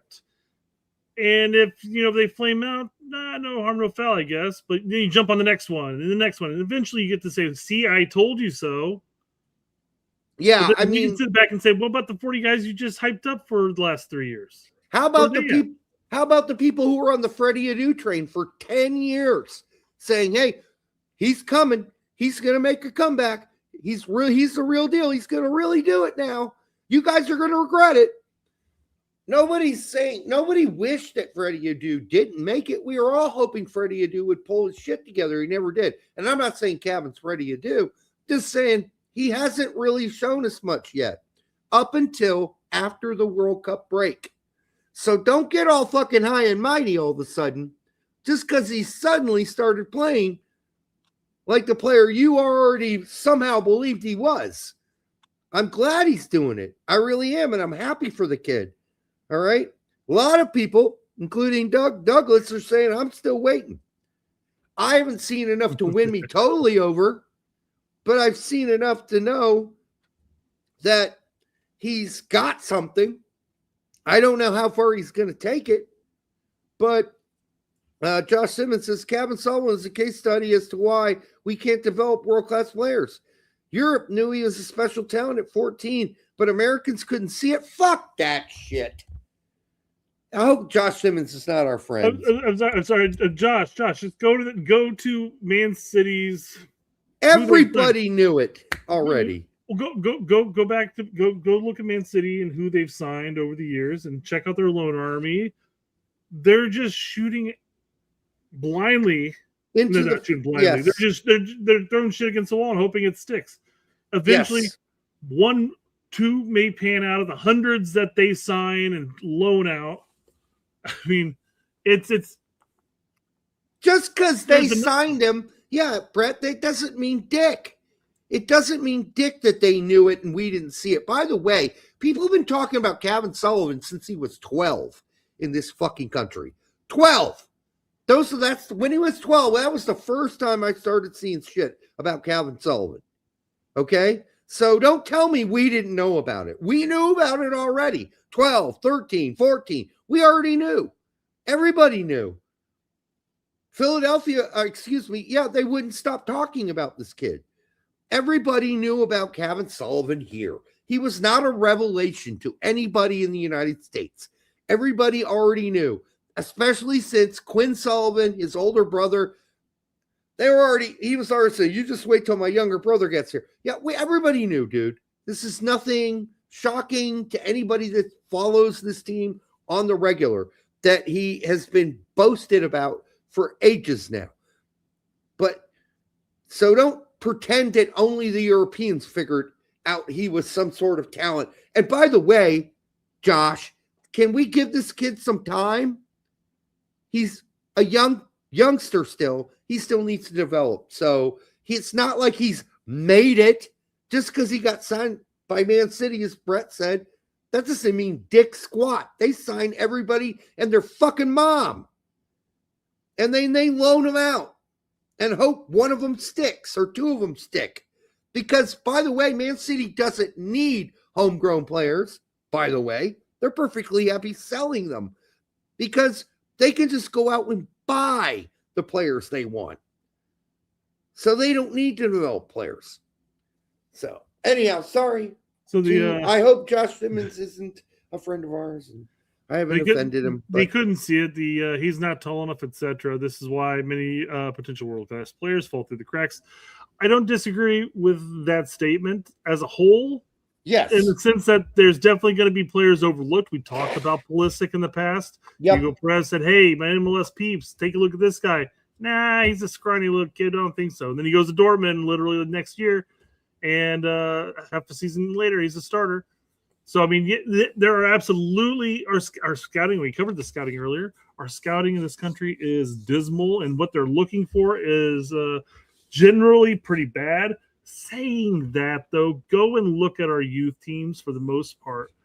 A lot of our attack are small, skill-based type of players. I mean, that whole he's not tall enough isn't necessarily accurate for the most part when it comes to our youth programs. It's that transition from our youth programs into the senior programs for like MLS teams and stuff like that. Or once they make the transfer to Europe at that point, then it's on them. But the issue shouldn't be Americans couldn't see it. Maybe MLS couldn't see it, but MLS did see it because they really hyped the shit out of Cavan. Yeah, and Philly really ran that train. So I don't know. I mean, Philly's been hyping him for, it seems like forever. Yeah, I don't disagree with Josh on a lot of what he said here, except for the statements like Europe knew it, Americans couldn't see it. I disagree with you on that simply because we all saw it. We all saw it. This is not the example you want to bring up, Josh, to make that point. There are lots of others you could have brought up, but this one, everybody was on that fucking hype train since he was like fucking 12. You go back a year and a half, and we were ribbing into MLS pundits when they started throwing out the Wunderkid statement. It's like, guys, calm the fuck down. Exactly. The 14-year-old kid, let him develop. And then this whole potential world-class players, I'm not sure I agree with that wording. And then fall through the cracks, I'm fine with, because they're guys that do fall through the cracks. But Kevin Sullivan never got turned down by anybody in MLS or Philly. They were all over that kid since he was 10, actually. So we need like 100 Kevins for it to turn out one world-class player. We do. You do need a lot of players to turn out world-class players. This is no doubt. And by accident, we will probably get one, hopefully in my lifetime, that we didn't even see coming. Because that's usually how it happens sometimes. By the way, yes, I am well aware that Man City has a good youth program. That's pretty obvious based on the players they sell to other teams like Chelsea. It's amazing, though, that the players that they sell to other teams aren't good enough for Man City, but are good enough for some of the biggest other teams in the EPL. So that just goes to show where Man City is focused, and that is on buying the best players in the world. And they don't have to be English. They don't have to be developed in their academy. All right. Maybe the world-class player that we don't know could be this kid. Okay. Do not panic. Do not panic. Cap them now. Cap them now. All right. More youth stuff. Youth players on the rise. Chelsea is closing in on a deal with midfielder Vinny Garcia, 16, from LA Galaxy. I would imagine that Vinny would have to have more than an American and a Mexican passport. However, maybe he doesn't need it to get to Chelsea. I could be wrong, or he's going to have to wait till he's 18. Probably going to be right here. It just says that Garcia will join after he turns 18. Okay. Sorry, did not get that far down there. It's a Cavan situation, despite the fact that Cavan could make the move over earlier. He does have a passport. Yeah. Very weird that they're waiting this long to bring him over. Maybe City just looks at this, hey, he's comfortable, he's in his town with his parents and all this stuff. Maybe he'll develop better for the next year and some change, getting games there than shuttling him off to, bottom of the table in Belgium or whatever, Yeah. Anyhow, I wish Vinny the best. Signing with Chelsea is not a good omen. Hasn't been for a lot of players that sign with Chelsea. But Derek, Europe's figured this player out. No, they haven't. If only the United States could. Only Americans could. Yeah, well, when he joins the Chelsea loan army, give me a call, because that's what's going to happen there. Oh, good. Are you serious? That's exactly what's going to happen. Absolutely. Now, I haven't even bothered to take a look into it. Has Vinny actually gotten to play for your Galaxy boys? Nope, not that I know of. Let's see here. He's had 3 goals and 4 assists for the Galaxy 2 team this year. Yeah, that's about it. As a midfielder, that's not too bad. It's not bad. 16-year-old playing with 23-year-olds. Okay. Yep. Good for him. He's going to be 18 when he gets to Chelsea. He's going to be a grown man, and his time for technically developing will be over. So question here, Derek, and maybe I don't know if there's going to be something in the deal. But does LA Galaxy at this point benefit from even pushing him up to the first team at any point, giving him minutes? Nope. I mean, I understand with like Kevin, there may be something that deal saying, hey, he's got to maybe get some minutes here for the big boy team. But I mean, at this point, Chelsea's agreed on a fee, some add-ons. Here you go. And he's going to sit there at the Galaxy 2 team for another 2 seasons.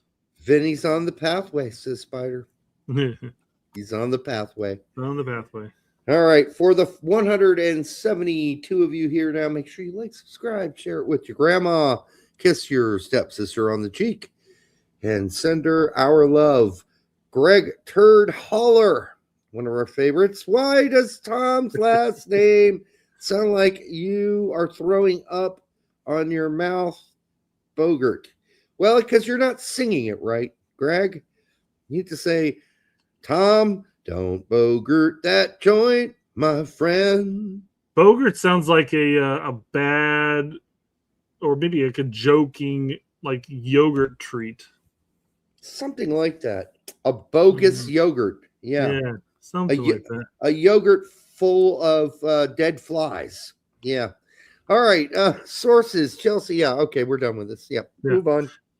John says Chelsea signs 3,000 players every year. Somewhere around there, John. Oh. All right. Hold on. Give me, bear with me a moment, okay? I'm going to pull up the next one. Tex says he wants the link. Probably to it's Filippo. All right. Probably to answer for throwing us under the bus. Well, I mean, the blasphemy of it all. All right. Yeah, so stay tuned. Filippo's going to be on from Tactical Manager. I almost sent him a link tonight of the show, but I'm like, it's really late. It's already 6:45. The show's in an hour and something. I'm going to bring him on that late. He's not going to be able to do it, but let's bring him on, man. It'd be good to talk to Tact. It's been a while. Tact, send you on Twitter. It's been a while. But we gotta smooth that out, right? Yeah. So the hate that was pushed is rough. rough to hear from somebody we thought was our friend. The hate. Oh, I think that really is Tact, Chambers. Oh no, he did get us. Look at that name. Oh, Mactical Tanager. Oh, you son of a bitch. That's so uncool. All right. Now I feel like an idiot sending him that mess. Whatever. He can have it. He can have a link. Yep. You son of a bitch. Mactical Tanager. It would have been cool. He still has to come in here. He is coming on, people. We're going to have him soon. So I just forgot to let him know about tonight's show. He knows it. He knows what nights we're on. But we did talk. He is going to be on. Just so we can smooth out that thing. It would have been great to do it tonight, though. All right. Oh God, man! I feel bad that now we got. Yeah, whatever. The one time we got. Sometimes you get, as E. Bailey says, you get catfish. You got catfish. All right. Use Soccer Central. I'm hoping if I'm getting catfished, it's by somebody more attractive. I'm just saying. Yeah. Yeah, that's a good logo too. All right. Matisse Albert. Oh, what happened there? Oh, I pulled the picture up. I thought you already done reading. Had this to say when asked about his international future. What do you think he's going to say? I currently feel in very good hands with the USA. Yeah. Why wouldn't he say that? He's played with us his whole youth career. Okay.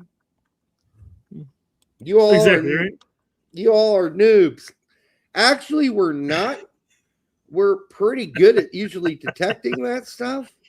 So I got man. I saw the picture. I'm gonna blame it. Good. I'm gonna blame it all on Brett. You can blame it on me. I was the one that called it out, and I was like, I'm gonna send him the link. My eyes are bad. I get it. Yeah. No, okay, that's fine. Yeah, this is a big fat nothing burger. I mean, yes, yay, positive thing to say. I guess it's not like I'm keeping my options open. Yep. Nothing like that. So, it's cool, I guess. The guy who's playing with our youth teams are going to be playing with the youth teams and maybe get called up soon before too long. Yeah. He keeps progressing the way he is at Dortmund. Yep. Maybe if you were normal height, you would have noticed, Derek. Yeah. That's midget me. All right. How about that one, Derek? Typical boomer blaming the Gen X, Brett. I'm Gen X, motherfucker. Brett's, what generation are you, Brett? Are you X? I'm on that cusp of being Gen X / millennial. There we go. It depends on where you fall in that. I think, quite frankly, between generations, I think there's a 4 or 5 year window of where the beginning parts of, like, let's say from Gen X to millennial. You're I think a Zennial. or something. Zennial. Yeah. There you go. Yeah. So it's like, I feel like for like the first 5 years after you switch over to the new generation, they're still the same. My parents are boomers, you assholes. I am not that old. All right. That's a joke, me being a boomer. All right. Where are we going next? Goalkeeper. Still dual map annex. Goalkeeper Leonard Prescott suffered a meniscus tear. That's not good. In his knee while warming up before SCB. It's friendly against Legia Warsaw. Last Saturday, the 16-year-old has already undergone successful surgery and will be sidelined for several months. Okay. All right. Yeah. All these dumb fuckers who are like, oh my God, Manuel Neuer's going to retire. That leaves the goalkeeping position open for him. No, it doesn't, dumbasses. He's like, in what world? He's like 16 years old, people. He's got a long ways to go before he ever plays sniffs a fucking minute at Bayern Munich. And I know we need a goalkeeper. Okay. I know we need one, but let's not bust out the loop this early. All right. Let's just watch the kid. Let him develop. It's a 16-year-old. He's playing for the two teams, so that's cool. Yes. But again, guys, this is the argument. Let's wait for them to develop and move forward. Has he played for the two team yet? We just said, warming up. Okay. Oh, that's even worse. I thought he did during the game. I didn't read that properly. Yeah. Well, call me when he's playing regularly for the two team. Okay. Then we can have a talk. Okay. Believe he was with the U21s before this and the U19s before that.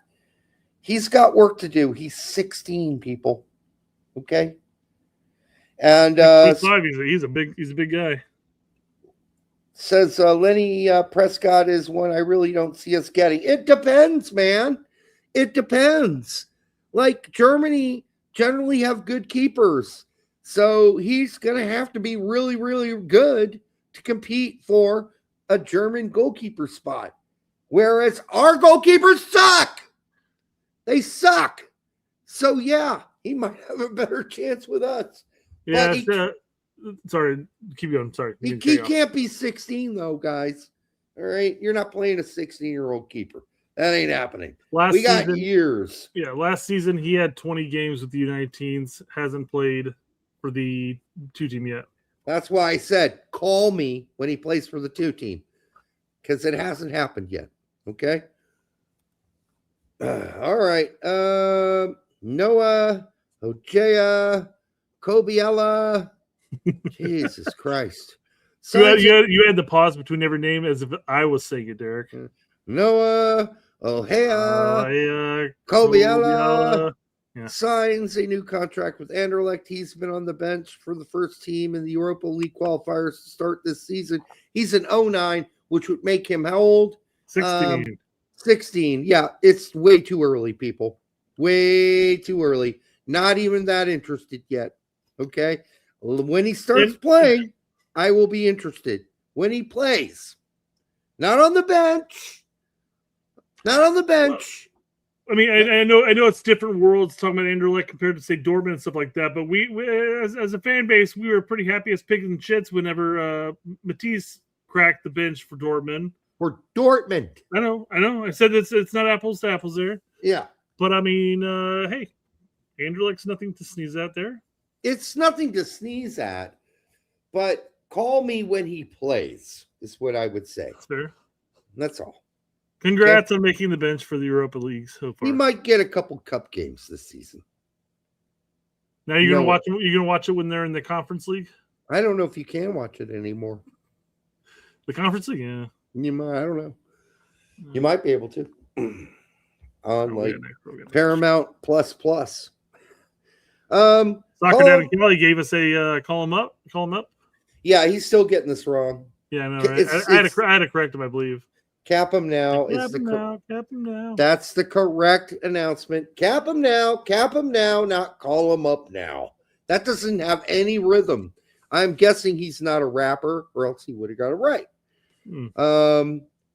PSV CB Michael Bresser, 19, born in PA and adopted by Dutch parents at a young age. Growing, how did the Dutch parents get to Pennsylvania to adopt this kid? Interesting. Airplane, but why were they there? Were they with how expensive it is to adopt stateside? I'm kind of curious why they made that choice. Yeah, were they Dutch Amish? Yeah, did they know the family they're adopting from? Maybe. I don't know. So weird. Growing up in the Netherlands and joined the PSV Academy at age 8. Oh, he didn't spend much time here. By the way, he did get some playing time today. Okay. He did play. Real quick. Yeah, that's how it normally works. He's born in the United States and adopted. At that point, he literally could have gotten on a plane and flown away. Yeah, that's still weird. You're Dutch. You move to the United States to work for whatever reason, and then you adopt a kid from here, and then you take him to Holland with you. I don't know. Sounds like abduction. But what? All right. Well, they had to pay tens of thousands of dollars to do the adoption, so they paid for it. Yeah, has 13 U19 caps for Holland, so I would not get too worked up about this. We'll see how it goes. Okay. Yeah, I love it. Also eligible for the United States. Of course, he's eligible. He's born in Pennsylvania. No shit. No shit. Really? Do we have to add that last little tidbit there? I mean, whatever. Yeah. I guess it doesn't really matter, but I'm just like, that's kind of funny. See, a tourism baby. No one knows, Greg. No one knows. He couldn't be a tourism baby in the sense that they're tourists that come and pick up a baby, because it wasn't that the Dutch parents gave birth while touring the United States. They didn't. They adopted him. It's like how many inches are in a mile? No one knows. Or inches in a kilometer. All right, moving on. There's another player, by the way, at PSV. Forgot his name, but yeah, he's being integrated into the big boy team, which means he wasn't there for the PSV young game. I think it was today. All right, no Kai Banks has been linked with Arsenal. Oh, fuck that shit. Give me a fucking break. Speaks out on his future. Says he's focused on becoming a regular starter for Augsburg, not Arsenal, Augsburg, and playing as many minutes as possible at Augsburg this season. Arsenal have reportedly been scouting Banks. They're scouting everybody, motherfucker. Everybody. This is a fucking bunk ass report. And if Banks does go to Arsenal, that's the dumbest move I've ever heard of in my life. He will never play there. He will be loaned out for the rest of his fucking God-given life. These kind of reports make me want to fucking vomit because they're bullshit. Bullshit. I'm calling bullshit. What if I played for Arsenal? Fucking bullshit. People, how do they look at themselves in the mirror the next day? Putting shit out like this. How do they do it? And Elon's changing up the monetization rules on here now, so I think the clickbaity post types aren't going to be getting paid the way they used to. Yeah, they're like, why the fuck am I paying these bots from Asia and Africa to come on here and post shit that's getting billions of views? What's the point? Isn't there an Arsenal in Central America? Maybe that's the Arsenal they're talking about. There's an Arsenal in South America too. Maybe that's the one. Okay. Okay. Derek now asks for the third week in a row if he follows the straight red card. Huh? Huh? What am I missing? Right here. Yeah. What about Yanks report? It's Yanks report again. For like 2 weeks straight, you've been saying like, "Bro, we like you, man. Just don't keep posting this or don't do that." No, I don't think it's this guy. He doesn't follow you or me. Fuck him. I mean, maybe he did follow us. He follows you. He doesn't follow me. Okay. Yeah. Sorry, didn't mean to fuck you. Fuck. Keep. Don't follow me. You don't follow me. Just keep following Brett. That's all right. Brett's nice. I'm an asshole. But this shit is horse shit. And you keep sourcing Build. Build doesn't know jack shit. Build is full of shit. They are the National Enquirer of fucking Germany. Why? Arsenal in Argentina. Exactly. Quit reporting on this jackassery. Quit. Stop it. He's not going to Arsenal. He's not linked with Arsenal. Okay? They're not, they scout hundreds of players. I'm sure they took a peek at him. So fucking what? If he goes to Arsenal, it's the worst move of his life. It's the dumbest thing he's ever done. All right, move on, Brett. Sorry. Yeah. Apologies. All righty. Now I hope he does. So apparently Aronson. I was going to like Arsenal, but I've been saying Arsenal so many times they almost said it. But U.S. Men's National Keyboard Warrior says Aronson clears. And why is he clear? Because Leao was offered to Leeds by his agent this summer, and Leeds apparently rejected, saying no offer. Yeah, because they couldn't afford it. I mean, it's as simple as that. You think that Leeds can afford Leao? They've been on like the very edge of budget now for years, Leeds. Okay? Mm-hmm. They were rejected by Leeds, my ass. Leeds couldn't afford him. I'm certain that Leeds and their fans would definitely not want Leao anywhere near their team. Yeah, exactly. What a joke. And then who does he say he's Jacobs? Ben Jacobs. Who's that? Who's that? Sports broadcaster, senior football correspondent for Give Me Sports, Premier League commentator, Talk Sports Live. Seems like he's got some credentials. Yeah. He's also a Leicester fan. Calling him bullshit. Calling bullshit. It's a very English face. Leeds rejected him. Leeds rejected him. How about he rejected Leeds? Please. Maybe he just wants to get in the Premier League that badly. I'd be shocked if Leeds could afford Leao. Shocked. Man, I feel like Leo's need to get a better agent if he's offering him to Leeds too. Yeah, he's like a fucking aim high, Willis. He's a man whore pimp to do that shit. Yes, thank you. I couldn't think of the name. He does look like Stephen Merchant. This guy right here. Oh my God! Holy shit! It's very English, isn't it? Twat City, Jesus. I mean, I don't know. He may be a nice guy. I'm sure he's lovely. Hanging out there with Ronaldinho. Look at that. Ronaldinho. Doesn't know shit about what's going on in Leeds, though. I follow all the Leeds people. If that shit was happening and I didn't hear about it, that'd be crazy. That'd be crazy, Brett. Yeah. Yes, that would be crazy. All right. Well, 25-year-old U.S. Men's National Team in Monaco striker Florian Balogun has reportedly been offered directly to Tottenham. That's man-whoring. They've been talking about this move for a while now, though. Balogun's representatives are said to have reached out to the Spurs with a proposal. Wow, man-whoring. Now, that's 3 days ago. Who knows? Maybe something came about it and they're moving forward with it. I don't know. Yeah, that's some bad man-whoring. But all right. We'll see what happens. I'm not holding my breath, but it's possible. I will give this one an inkling of possibility. Yeah, sure. Balogun moving back to England. I mean, that's a very viable option. Stop putting guys in T-shirts or kits before it's actually happened. That's my other complaint. Stop it. Just AI stop it. Photoshopping going on here. Yes, stop it. Pretty good job actually. But I don't care if it's a good job or not. It's bullshit. He's not there.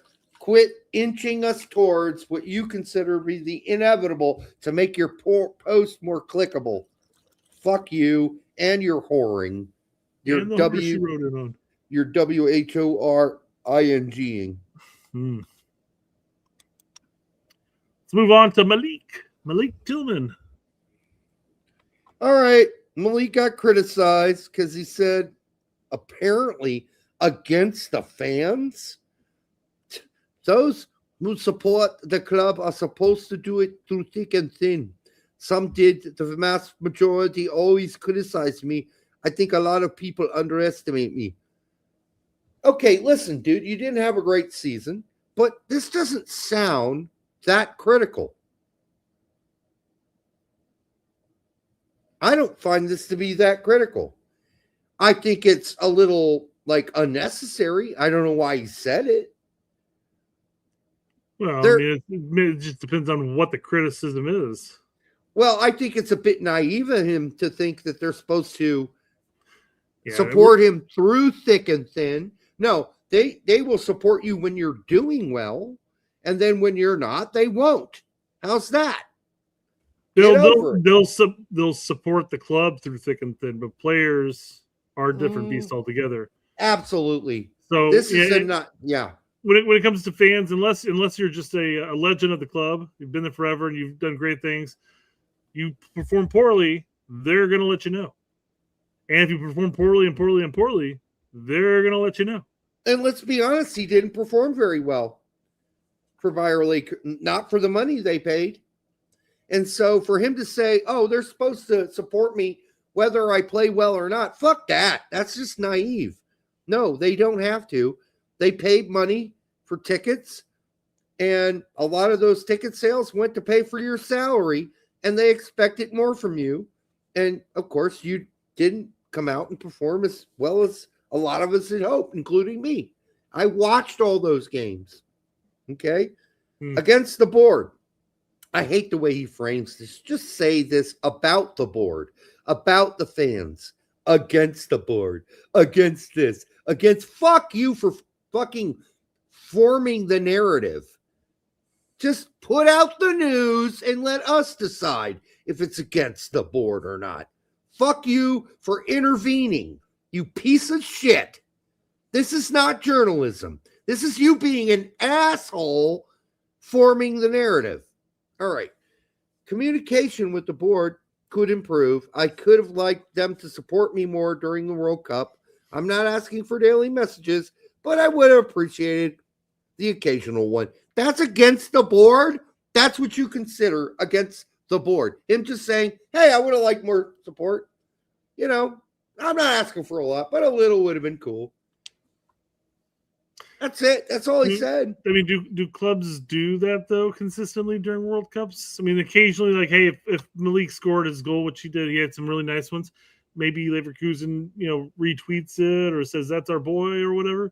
But do board members legit reach out consistently throughout tournaments saying, hey, pretty good 45 minutes you had there, Broheim? It's not even a board thing. That's like the marketing team. But if he wants to receive personal messages from him, I guess. But that's not a very German thing to do. By the way, if you know anything about Germans, and I suspect Malik Tillman does, if you're not getting crushed and getting criticized, you're doing a good job. Like, Germans aren't the biggest bat-packing, like, hey, you're doing a really good job there, buddy. I really like what you're doing. Keep it up. That's not a German thing. It's an American thing. It's not a German thing. We don't do that. Hey, you're doing swell, buddy. We really like you. That doesn't happen in Germany. That's not a German trait. He would think he would know better. So again, I'm not absolving Tillman from these quotes. I hate the fucker who fucking over narratized it and is trying to say this is all negative shit, man, that he said. Some of it's innocent and naive. It's not against. Of course, this is a translation, I'm sure. So well, it's not like he said, fuck the board, you motherfuckers. You didn't give me one message during the World Cup. Exactly. I would have felt better inside.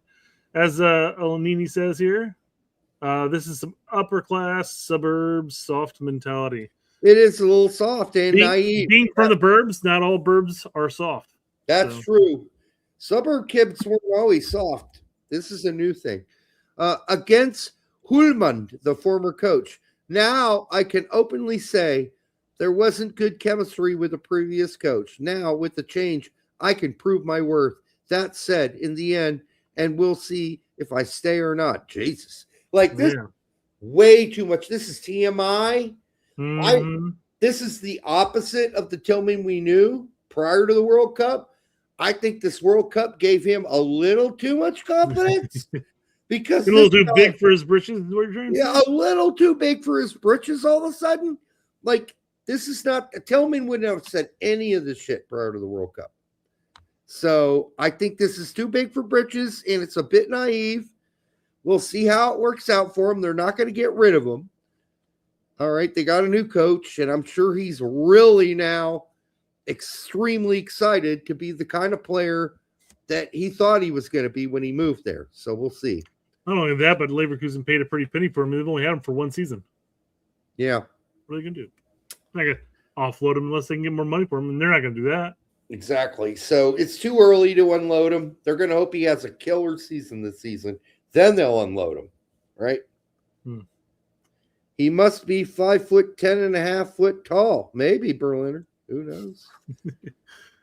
I mean, I'd imagine he's actually 6'1", 6'2", somewhere around there. Here we go. This talk, they talk about he made the move to the club last summer for $35 million. So as far as forcing a move, that's gonna be a tall order. He's not forcing that to occur. Yeah, no. He's stuck. And who knows if the new coach is going to be any better than the old coach? You don't know that for sure. Yep. See, I've got another one here of him. Is it any different what he says here? Fans should have supported me. Anyone? Same one. Yep. Yeah. Yep. Yep, the same thing. So moving on up. We don't need to cover that again. What is next? Hold on. It is a bit naive from him, but we can move on. Yeah. All right. For the 181 of you here, make sure you like, subscribe on Twitter and on YouTube. Make sure you like, subscribe, and share it with your grandma. Give your stepsister a kiss on the cheek. Don't make it too sloppy, though. All right. It's just a cheek kiss. I mean, it's not supposed to be sloppy. Shouldn't be tonguing your stepsister's cheek, right? Shouldn't be like a dog lick or something. Yeah, I mean, unless she's into that shit. Medical now scheduled for 19-year-old prospect Xavier Gozo. Yay. Okay. Well, we already talked about this earlier. True. More detail here, though, in the sense that the agreement was worth $16 million. Yeah, that's a pretty crazy amount, isn't it? They definitely see promise in the kid. I don't think there's any possibility of a loan or anything like that. I think he's going there to play. Now, whether or not he gets off the plane and plays, like Sebastian did at Middlesbrough, I doubt it. But he'll go there. Yeah, he'll go there and fight for his. He'll have to fight for a spot. I think he will. He'll be fine. Yep. So we'll see. Again, got to hold on and wait because he's got to win a spot to play. So we'll see how it goes. But they are spending a pretty good penny on him. So you think they're interested. Berlin says they're getting close to are we done yet? You're right. I am. It's 10:47. You bet your ass I'm getting near there. 2 hours is where this show is supposed to be. All right, Brett, what else we got here? I'm tired. I've been lecturing. I lectured for 2.5 hours today. We've already talked about Vinny Garcia, so I'm going to get rid of this one. Yep. I mean, I talked about the history of journalism today for 55 minutes. Did another presentation on speech. We did a whole study and presentation on MLK and Franklin Roosevelt's speeches. So yeah, I'm worn out. My voice is going. All right.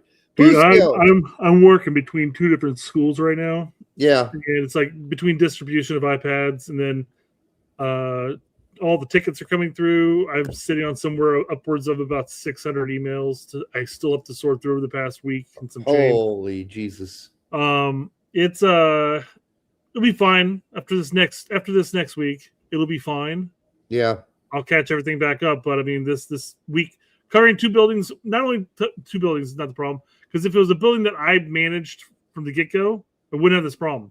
But the fact that I'm jumping into a building that somebody else was managing all last year and some change, yeah, it is just a shit show. So, I mean, there's a lot of stuff I've got to work out there. So, yeah. Keep in mind, Brett and I have day jobs. All right. I will not help you sign into your Clever account. Stop it. Yes, Brett works IT. Yeah. And I teach English. All right. Gianluca Busio with a fantastic free kick. Yeah, I saw it. Really good. He's really playing his way into the September camp call up. I don't know about that. Yanks reporter. But, I mean, I think he deserves a look-see. But we'll see. I think he might have to get deeper into this Serie A season and really kick ass. Because keep in mind, he only kicked ass since he's been at Venezia last season. That was his first season of kicking ass, and that was in the Serie B. Okay? Fair enough. But so it's so early in the cycle, and Poach is definitely going to be giving some newer faces a look here in the next couple windows. I mean, you have Busio, who played really well last season. Now he's coming out, and he's going to be the captain of the team. You know, and I understand that obviously these are friendlies against other tier 1 teams there, but it's not much to look at. But I wouldn't be surprised if Poach gives him a look. No, I won't either. If he has kicks off the season, as somebody said, they're buying players. They're getting ready. Venezia's invested in this. They're building a new stadium. They have an amazing city. And the best fucking kits in Italy, I swear to God. The best kits in Italy, by far, not even close. Maybe the best kits in Europe, honestly. All right. Next.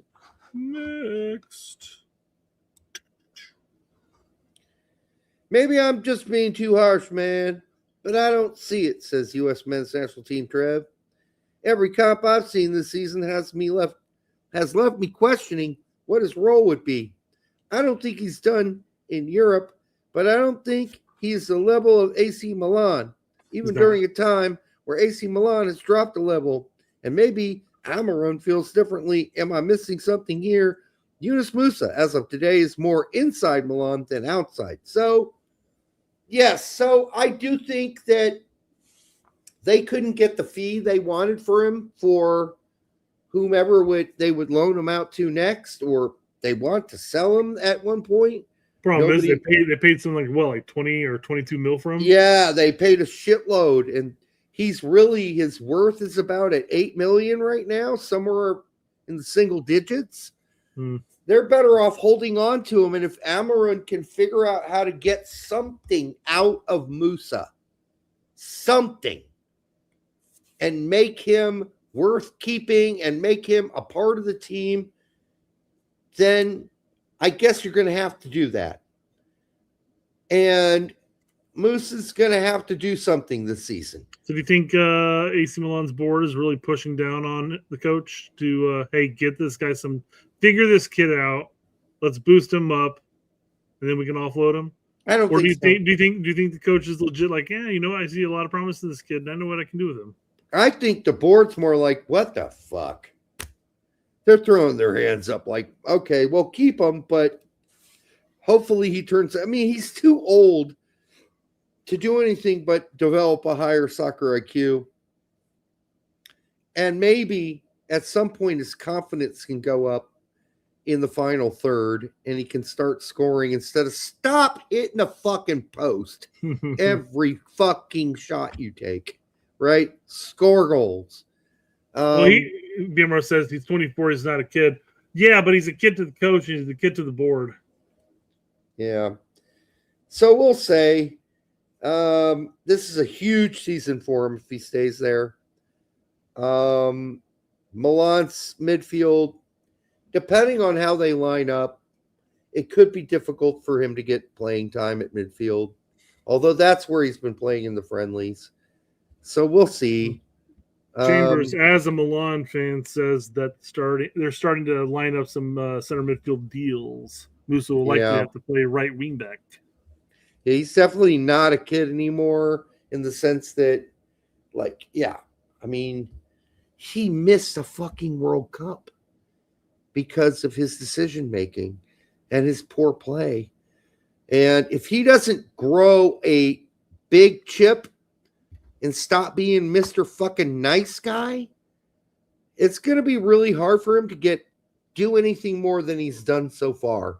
Like, if this is all he is, and this is all he has been for at least 3 seasons, if this is all he is, it's not enough. It's not enough. He'll need to do more. He never took that next step. He never did. We all thought he would. We really did. I thought he would too. And he just never did. So I guess we're all waiting to see what happens next. Yep. All right. Collins submitted a U.S. men's national team 11 to try. Okay. Let me pull up a new tab so we can zoom in a little bit better. What's happening? There we go. There was. Hold on. Let me try that again here. There we go. This is good enough. Fuck it.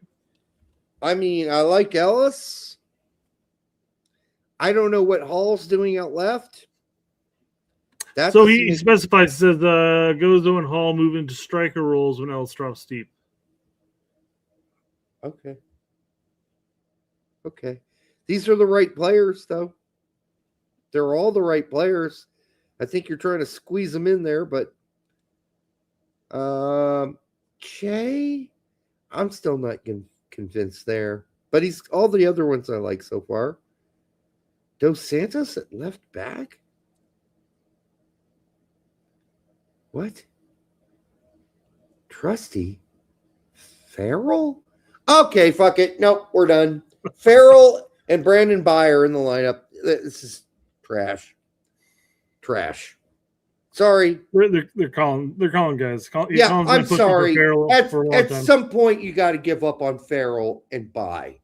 Come on. Well, and let's assume that Collins' assessment of Farrell is accurate to what he says and what he sees. What do you mean? I watch Farrell all the time. I know who he is too. Well, let me finish my sentence here. Sorry. But my point is why is it that Serchin, you had a Berhalter, you had Hudson, you had BJ, you had Poach, 5 guys right there in the last 2 cycles that never gave him a shout out. Not even a call up to Camp Cupcake. Or maybe he got a Camp Cupcake. I don't even know if that's true or not, though. So clearly they saw something different. Yeah. So. Yes, they did. But yeah, I mean, I while I don't suspect we'll see a starting. This isn't a starting 11 of youngsters, but a starting 11 that includes 8 youngsters, 7 youngsters, I guess maybe. Stefan is so done. But I wouldn't be surprised if some of these kids get a call up and get a look at it early. Trusty's not coming. You don't think Trusty's coming? I think he'll be busy. I don't know. He might come. Celtic, right? Yeah. I didn't even know Dos Santos could play left back. This is news to me. News to Derek? But yeah. I'm sorry. This is ridiculous. That's ridiculous. All right. Brendan, bye. Farrell, like, I'm done. Okay, next. That's all. We're done for the night. That's it. I am so tired tonight. Wow. I mean, I wasn't when we started. This should have been a 2.5 hour long show. I know. No. All right, guys. Thanks for hanging in there through all the technical bullshit with StreamYard. What a pain in the ass. We'll try to do a midweek show this time for reals, and put it out. We do appreciate it.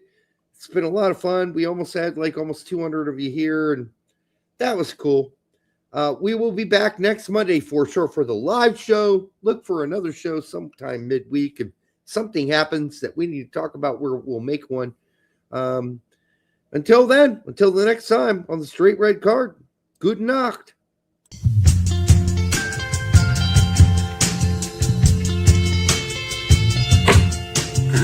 That hurt. Welcome to the post-match press conference of the match between...